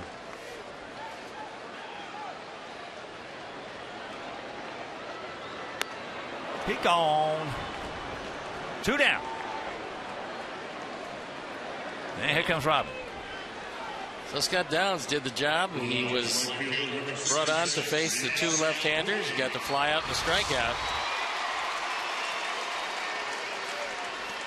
Throws that fastball out of the zone, but by him. And so as Robin congratulates him on a job well done, Scott Downs walks out. We'll step out and be back after these messages.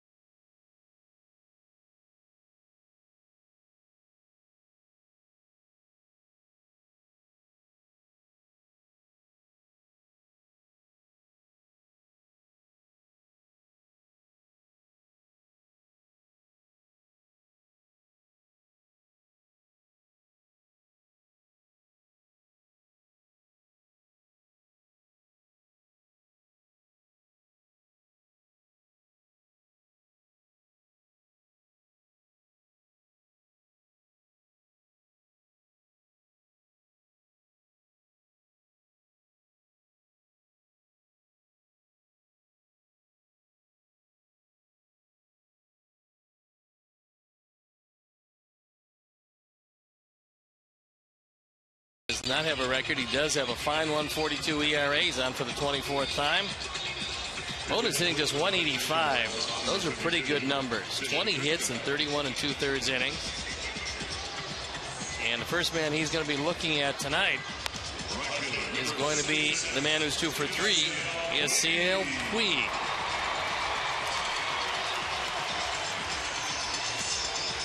He's gotten on base in 35 straight games. That is the longest streak in the major leagues currently.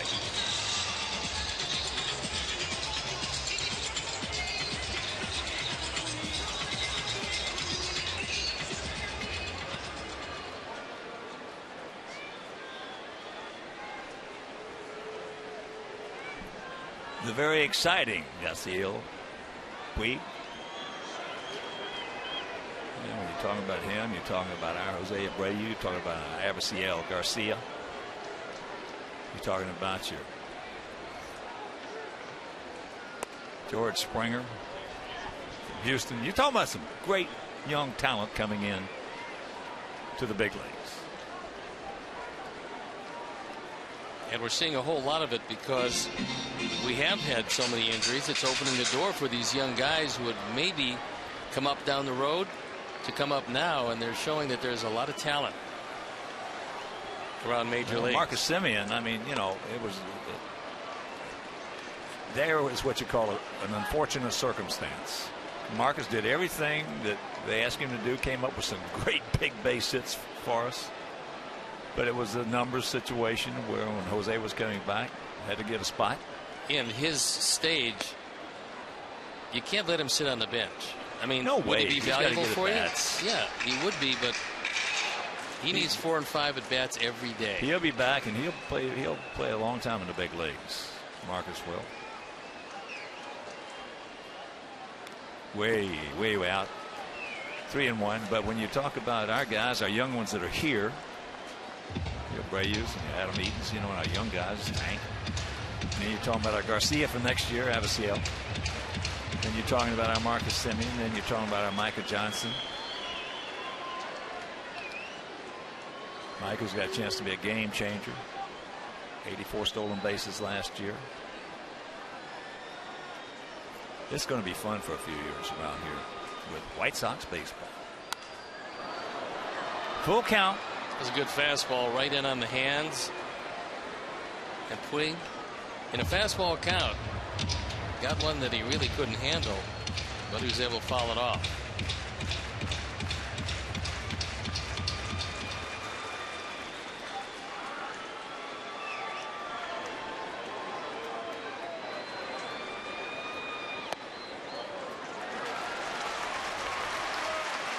So the 2-out walk. And that'll bring it Hanley Ramirez, who has walked, bounced back to the pitcher, and struck out.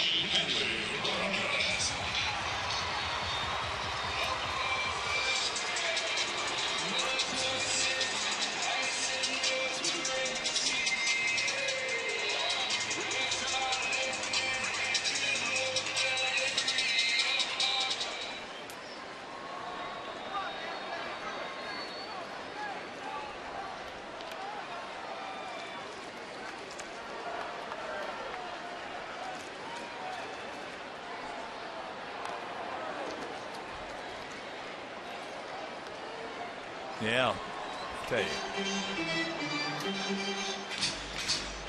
Rick Hahn and also Kenny Williams.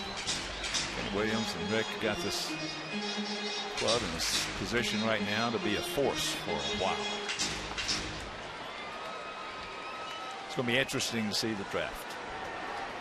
That's going to be really exciting. It's in a couple of days. There you go. Fouls that one away in the count 0-2. And there's some very good young pitchers at the top of that draft, and the Sox have the third pick. So depends on your liking. There'll be a couple of college pitchers there. There'll also most likely be 1 or 2 high school pitchers there. And of course there's a hitter or 2, but I think the arms are a little bit ahead of the offense at the top of the draft. Well, that Aiken kid, that southpaw, he's probably going to go 1 to Houston. I was reading the scouting report on him, and the only thing that scared me was the fact that he's already come up with such a great curveball. He has that. Throwing 93 with a great curveball at 17 years old. Now, I talked with Don Cooper about all the young guys at the top. He said because he's seen all of their motions. And he felt that Aiken's motion was good.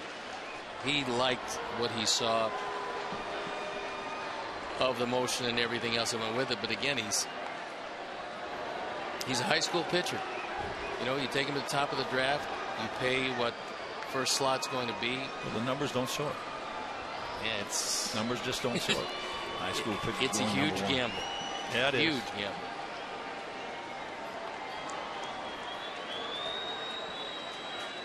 Four 7-0 for us, 1-5-0 for them.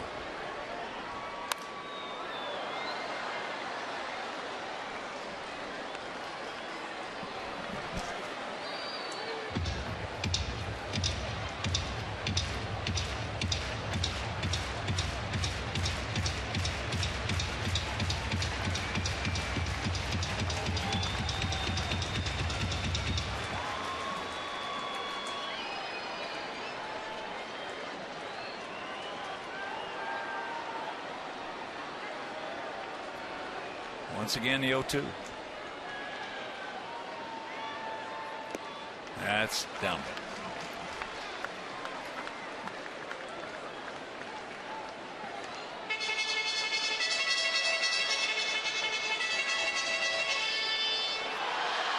That youngster they just got brought up, Singleton, homered for Houston.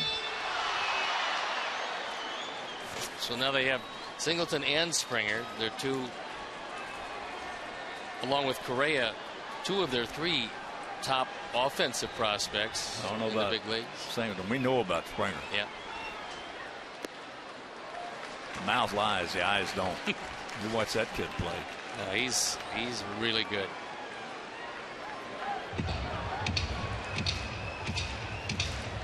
This will be the 3rd year in a row, most unusual. 3rd year in a row they get the first pick in the draft.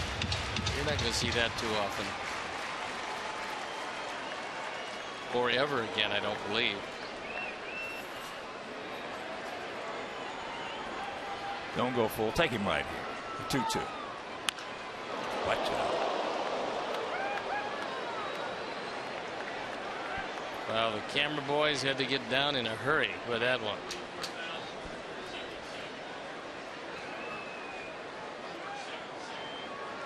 May have heard in the background, 44,477. A little below their average of 45,796.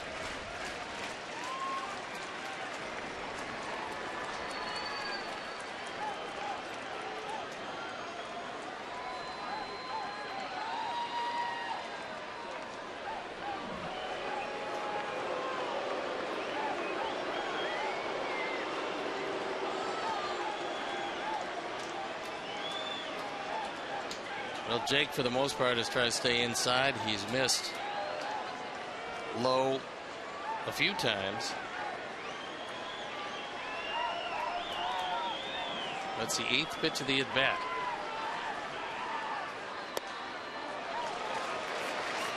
Close pitch, and it goes Ramirez's way.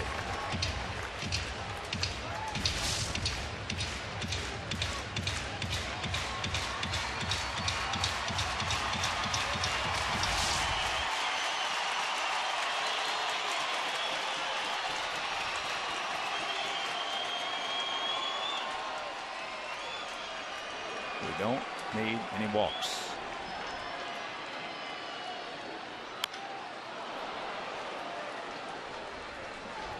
This is turning into quite an at-bat.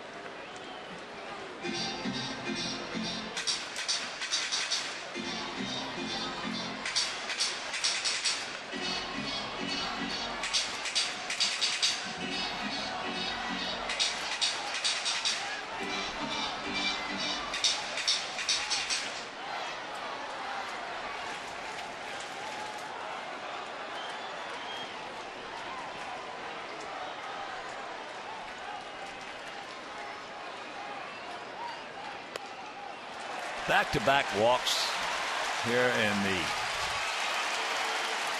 bottom of the 7th. That is not good. Not walking the two right-handers to get to the left-hander, and that's going to be it. So Petrichka is going to exit with a couple of men on and 2 outs. And so we'll step out and be back after these messages.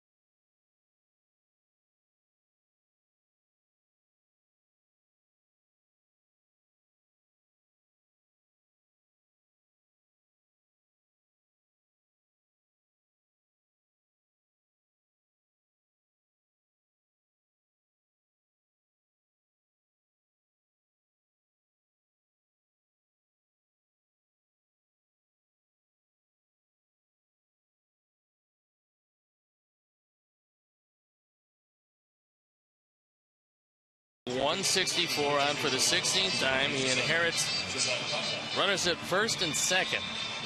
2 outs here in the 7th. It's a 3-run game. But Adrian Gonzalez represents the tying run. And he's been very quiet to this point tonight.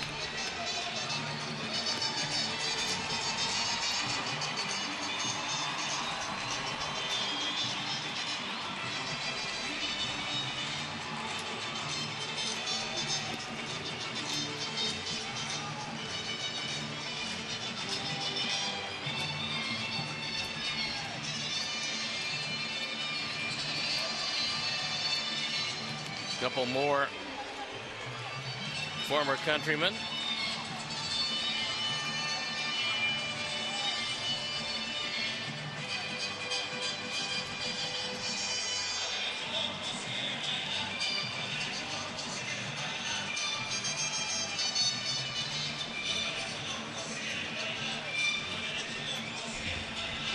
All right, let's go. We gave them one last night. Let's don't give them another one.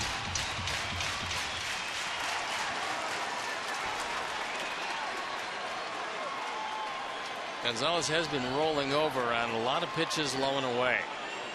Yeah, the off-speed pitch from the West, he really ate him up.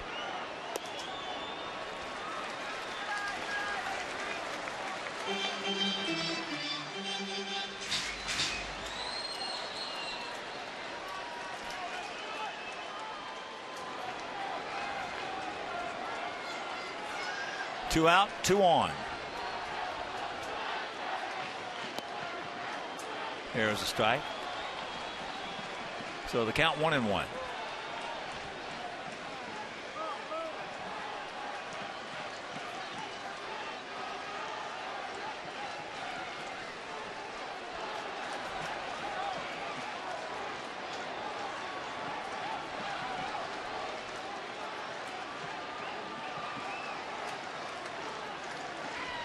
This is the big pitch in this situation.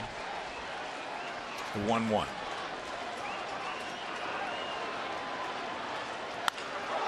That ball hit hard in the center field, but we got a man there. Yes, we do. He makes the catch. We'll go to the 8th, leading 4-1.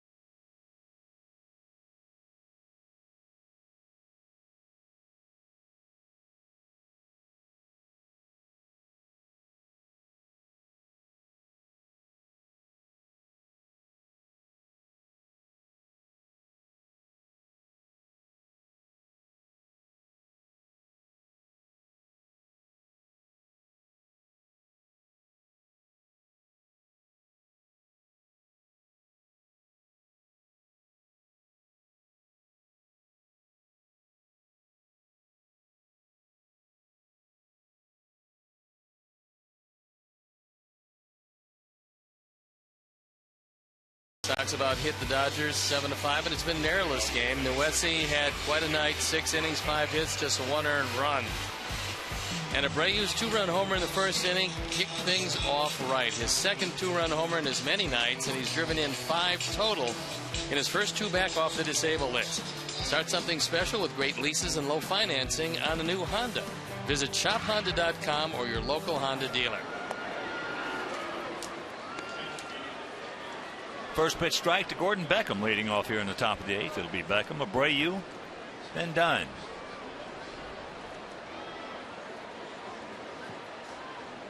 That's inside. Gordon doubled in the first inning just by maybe an inch or two.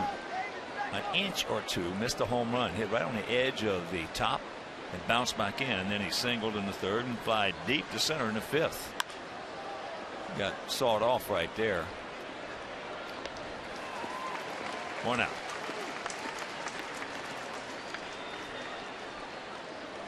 First baseman, number 79, Jose Abreu. So here is Abreu.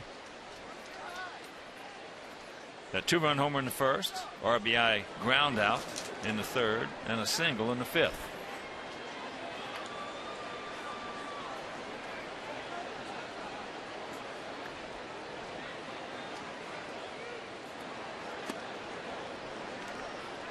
Outfield straight away, and Kemp couldn't get too much deeper in left field. He is over toward the line and way back there.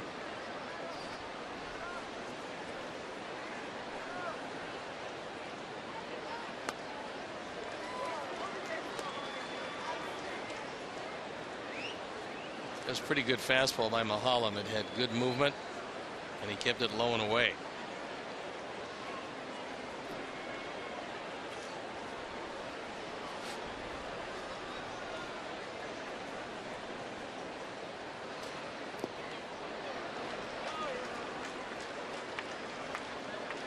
One and two the count with Adam down on deck.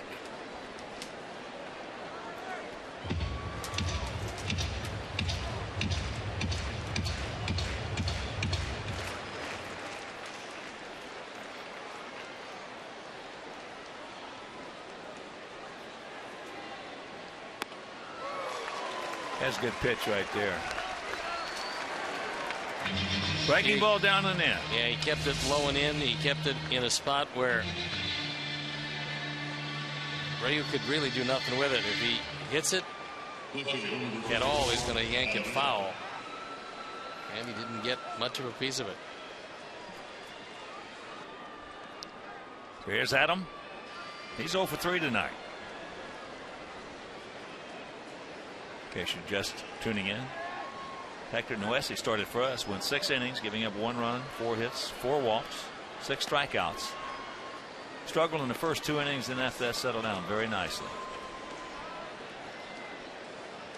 I mean, he's in line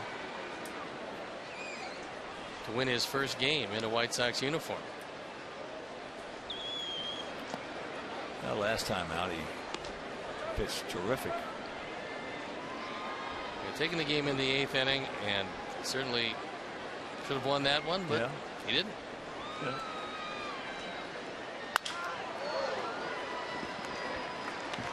Diggins.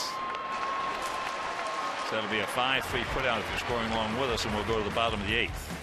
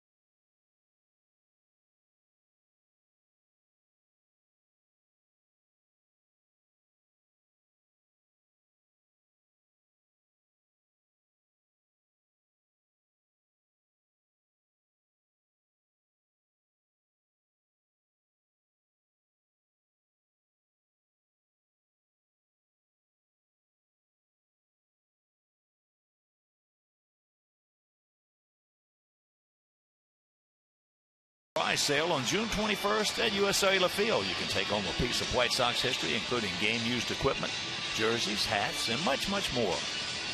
Entrance to the garage sale is free. So for information, more information, visit WhiteSoxCharities.org. That's June 21st.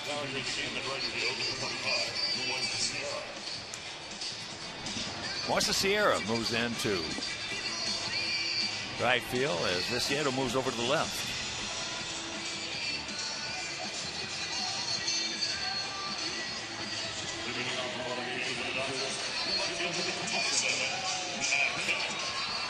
So for the Dodgers, it'll be Kemp, Figgins, and Butera.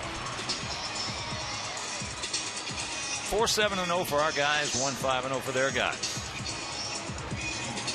Zach Putnam got the big out, inducing a fly ball out of Gonzalez, representing the tying run. Fly ball? Well, yes, long fly ball, but a fly ball. Yeah, this park, yeah, that ball's hit hard. That was the right part of the park to let him hit it. That's it. Pitch him away, play him away here. Well, especially night games. Yeah, at night. Still surprised that Tyler Flowers was able to hit that opposite field home run over the scoreboard.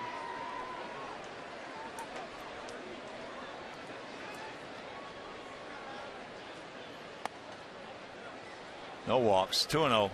Kemp is single, scored, struck out, and gone out to right field.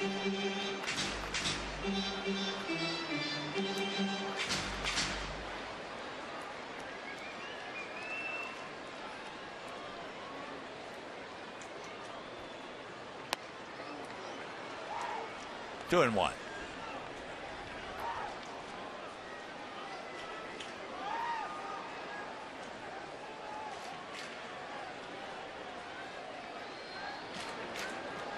Outfield straight up, spread out. Not equidistant. There's a strike to even to count at 2. Zach throws such a good splitter and has had great command of it this year that it's really difficult for most guys to even hit it in the air, if they make contact at all. Well, it's awful easy to kill some worms out in front of the plate.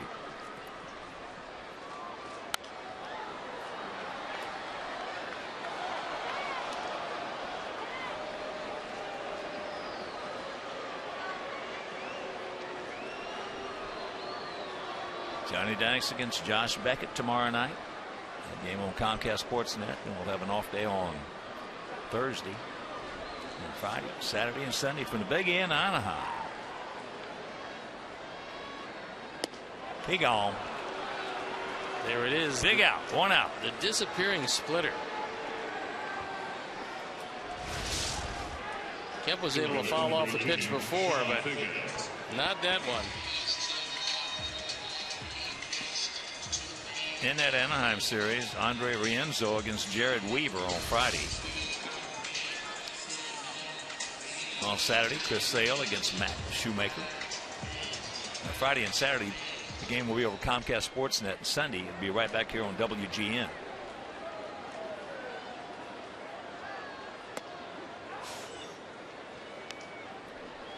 Higgins has walked, singled, and bounced back to the pitcher. In that Sunday game, it'll be Jose Quintana against C.J. Wilson, a couple of southpaws.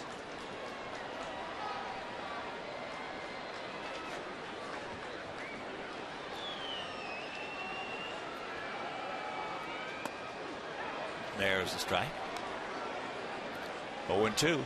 Gillespie. There's in on the grass. Now we'll back up even with the bag and go back even further.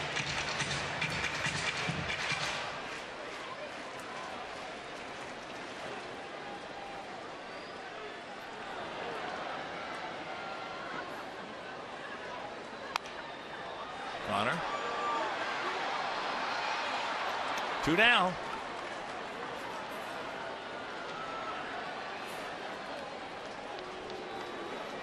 Catcher number 31, Drew Butera. So here's Butera. He's 1 for 2 with a solid single to right and a base on balls.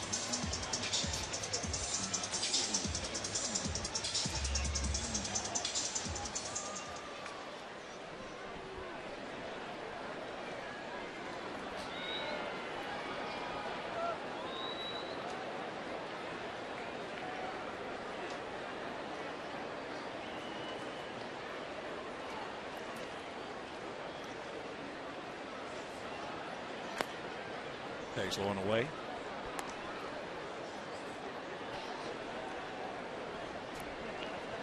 Boy, they're doing a terrific job in that renovation in the area we're staying in. It's right by the Staples Center. They're going to also build a football stadium.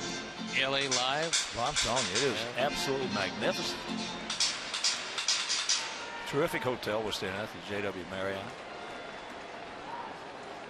They have really renovated the downtown area. Oh, I mean, it is something. That's out of play right side. And unfortunately, there will be a hockey game at the Staples Center tomorrow night. Yeah. Not unfortunately for the people of Los Angeles, but we know how they got there. I'll tell you, I'm still proud of our guys. They got the TWTW. That pitch thrown away. But yeah, John Reinsdorf and I were watching it on the plane as much as we could with a stream. Until it would stop and then start again. Yeah, but we saw a good bit of it.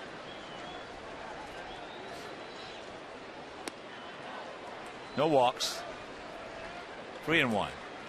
Plus, I found me a good restaurant, the Yard House,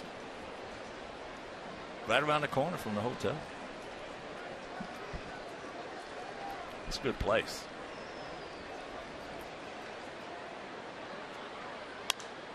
And it's full count. That one disappearing way into the upper deck, but way foul. And a very happy fan.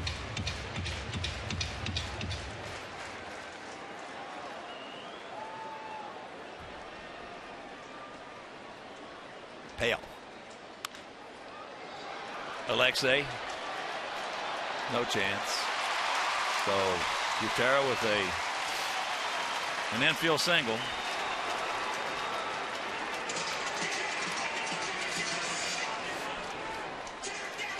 Justin Turner coming on to pinch hit. Turner started the ball game last night. Had a couple of runs batted in on a single in the 6th inning.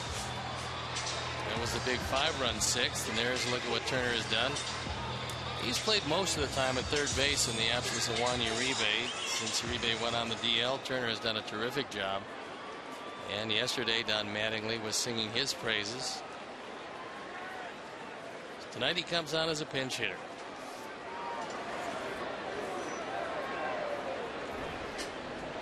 Two for 10 with 3 driven in as a pinch hitter this year. Fouls that one away. I'll tell you, Mattingly, he's done a heck of a job. He has had quite a few issues to handle. And he is the kind of guy who can handle them. That comes with the territory here, and he learned under a pretty good man in Joe Torre. You better believe it, Joe. Well, if you can handle New York, you can handle anyone. But Don is the kind of, a lot of people, you know, he and Robin have the same kind of personalities, but Donnie and Robin both can get the pinky at Carmine Derriere in a heartbeat. People don't see it, but they can, and they usually do it in the clubhouse, not in the dugout or in front of cameras.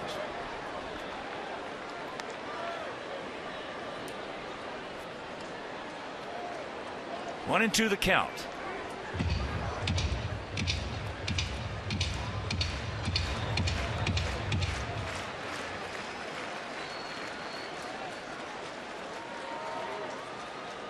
Outfield straight up.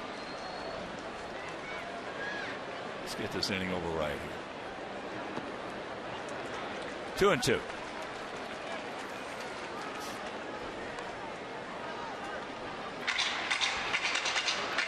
Gordon in the on-deck circle. If Turner can keep it alive, if not, they're going to lead off with the top of the order in the 9th.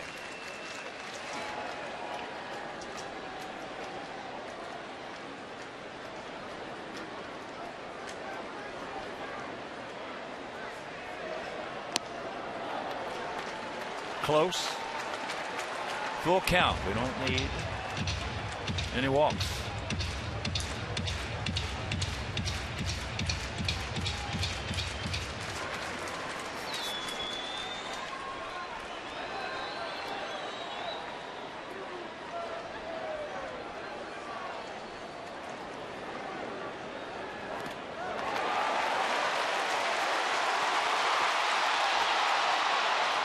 So we get the walk, and that'll put the tying run coming to the plate. Gutierrez had some thoughts for a moment of going to third base. But with 2 outs here in the game. 7 walks for us in this game. No chance at all for Tyler, but he jumps on it quickly, and you see Butera. He's thinking about third, but then thinks better of it.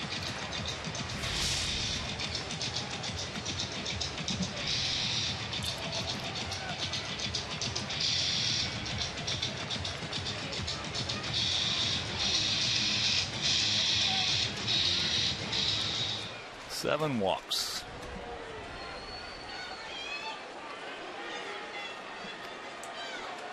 So here's D. He's 0 for 3. Has a sacrifice fly. And he takes ball 1.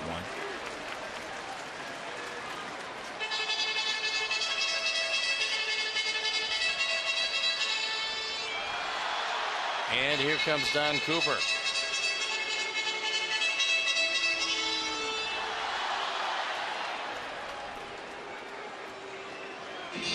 You got to explain it to me, Steve.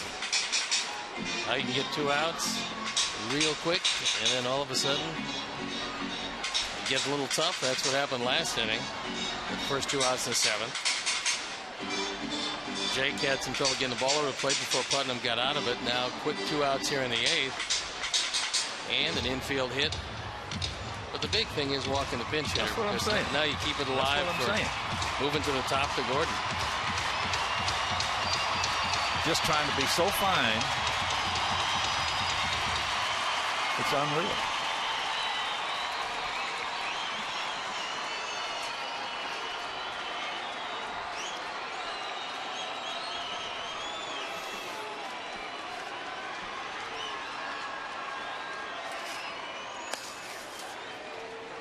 And there's a strike.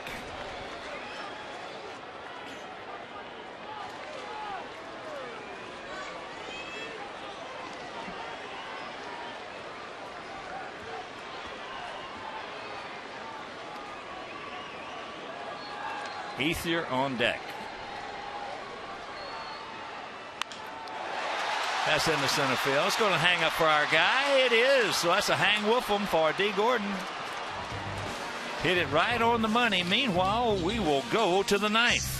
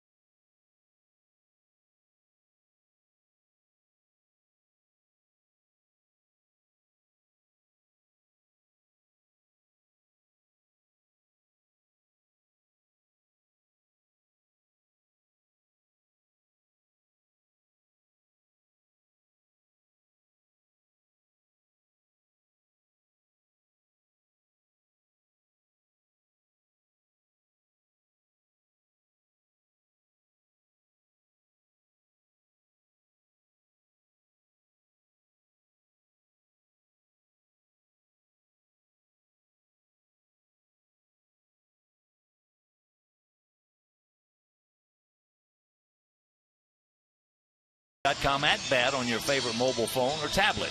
Now, at bat brings you baseball wherever you are with live look-ins, instant replay, scores, stats, highlights, audio, free MLB.tv game of the day, live pitch-by-pitch tracking, classic games, and more. So download this award-winning MLB.com at bat app on the App Store or visit WhiteSox.com. And Chris Perez comes into this game.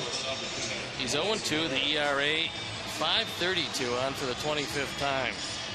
Big problem with him has been the long ball. He's given up 4 home runs in 22 innings. And there you look at the numbers. And he inherits a 3-run deficit.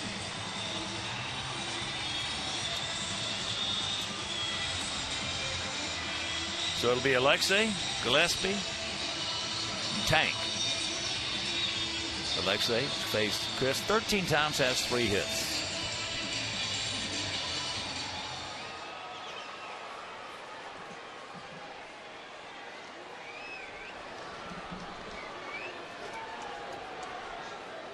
Alexei tonight is 1 for 3. Solid single into left field. That was in the first inning, and he also picked up his 12th stolen base. Outfield straight up. A little bit of a gap out there in left center. There's a breaking ball strike.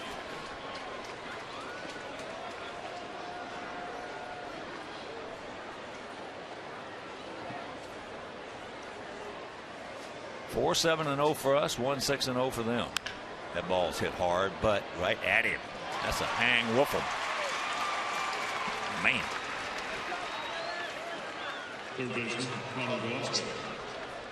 We can't square it up any better than he just hit it, but unfortunately Kemp was standing right there. And that ball did not sink. It hit too hard. Oh boy.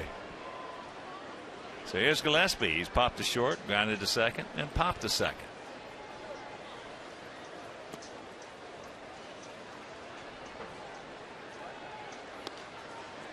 He's 1 for 4 against Chris. There was a time when Chris Perez was a closer for the Cardinals and later became a closer for the Indians and then lost that job. Now he's used as a setup man here in Los Angeles. Yeah, it looks, when we saw him, it looked like he had just lost his confidence. He was throwing the ball pretty well. But he's been a good one. He's had some good seasons. That ball fouled away. Grew up a White Sox fan. So I followed him. If he gets confidence back, he'll be fine. Got a great park to pitch. And it was a good gamble on the Dodgers to pick him up. Everybody's always looking for bullpen. Always looking for bullpen help. Yeah, if they weren't looking for it when the season started, they're certainly looking for it now because they've had a lot of pens been injured. We've lost a couple of them here.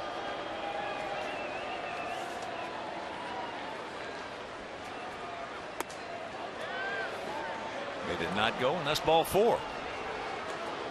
So we get a walk. That's only the second walk issued by Dodger pitching. And that'll bring up Tang. Viciedo. He's 0 for 3. He's going out to right, grounded to first, and fouled out to first.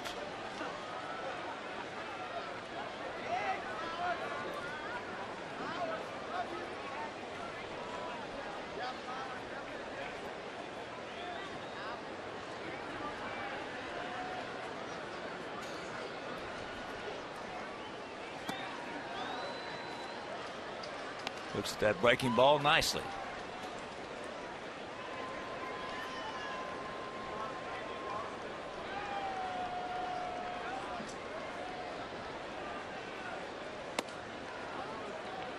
Evens the count.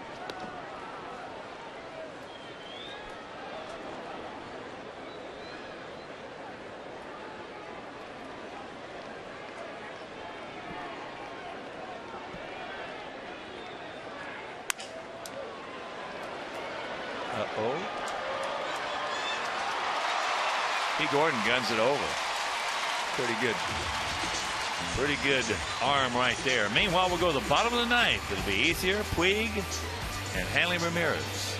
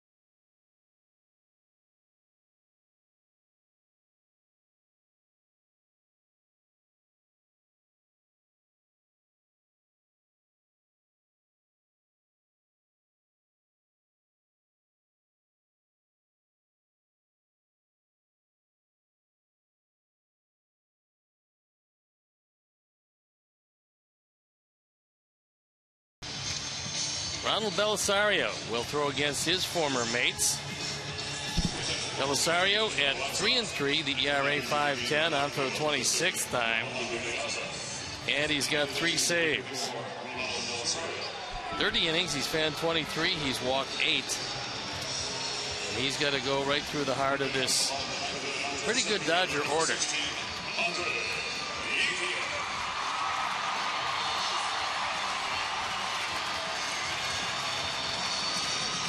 So here's Ethier.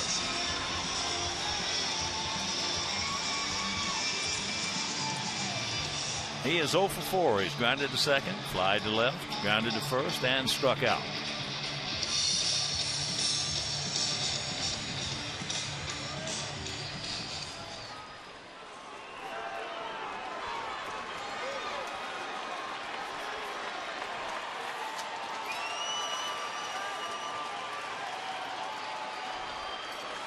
One Sox here in the bottom of the 9th. Just a little touch low. And the count 1-0. Ethier, originally a member of the Oakland Athletics, second-round draft pick in 2003. Traded to the Dodgers for Milton Bradley. That turned out well. Yeah. Real well.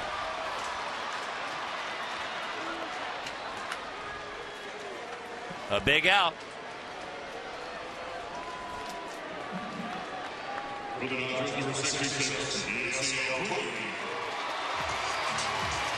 So here's Puig. He's 2 for 3, a double, a fly out to center, an infield single, and a walk. That infield single was exciting too. You don't see many exciting infield singles, but that was exciting. It was hit to deep third, and you come up with the baseball and take a look. He's 3 steps from first base. There's no reason to even try to think about throwing the ball. Get it back to the pitcher. Yeah, the only thing that could happen is you make it worse at that point.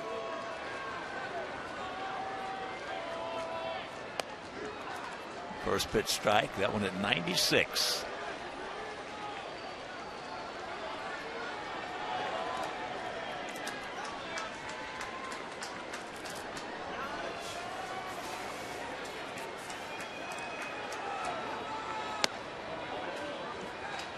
That one just off the corner.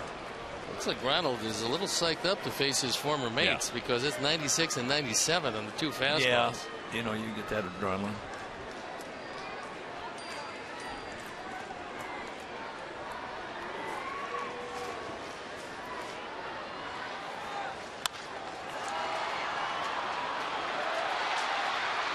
Two down.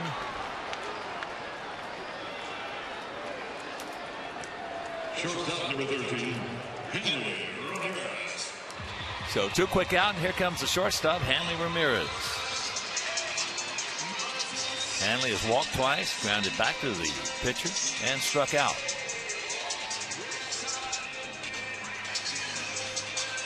Pitchers of record are the starters. Hector Noesi for us, Dan Herron for them. And one more out here, and Sox move 4 games in back of Detroit with the Detroit loss this evening.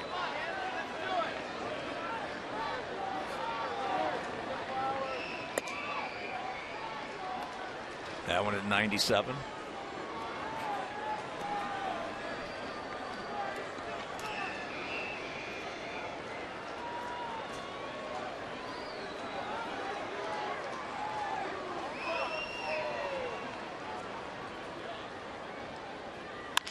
And Gordon's going to get him again, and this ball game is over. So the Sox square up this series at a game apiece. Hector Noesi picking up his first win in a Sox uniform once again. Every time he goes out there, he's just getting better and better. They win it 4-1, and we'll be back.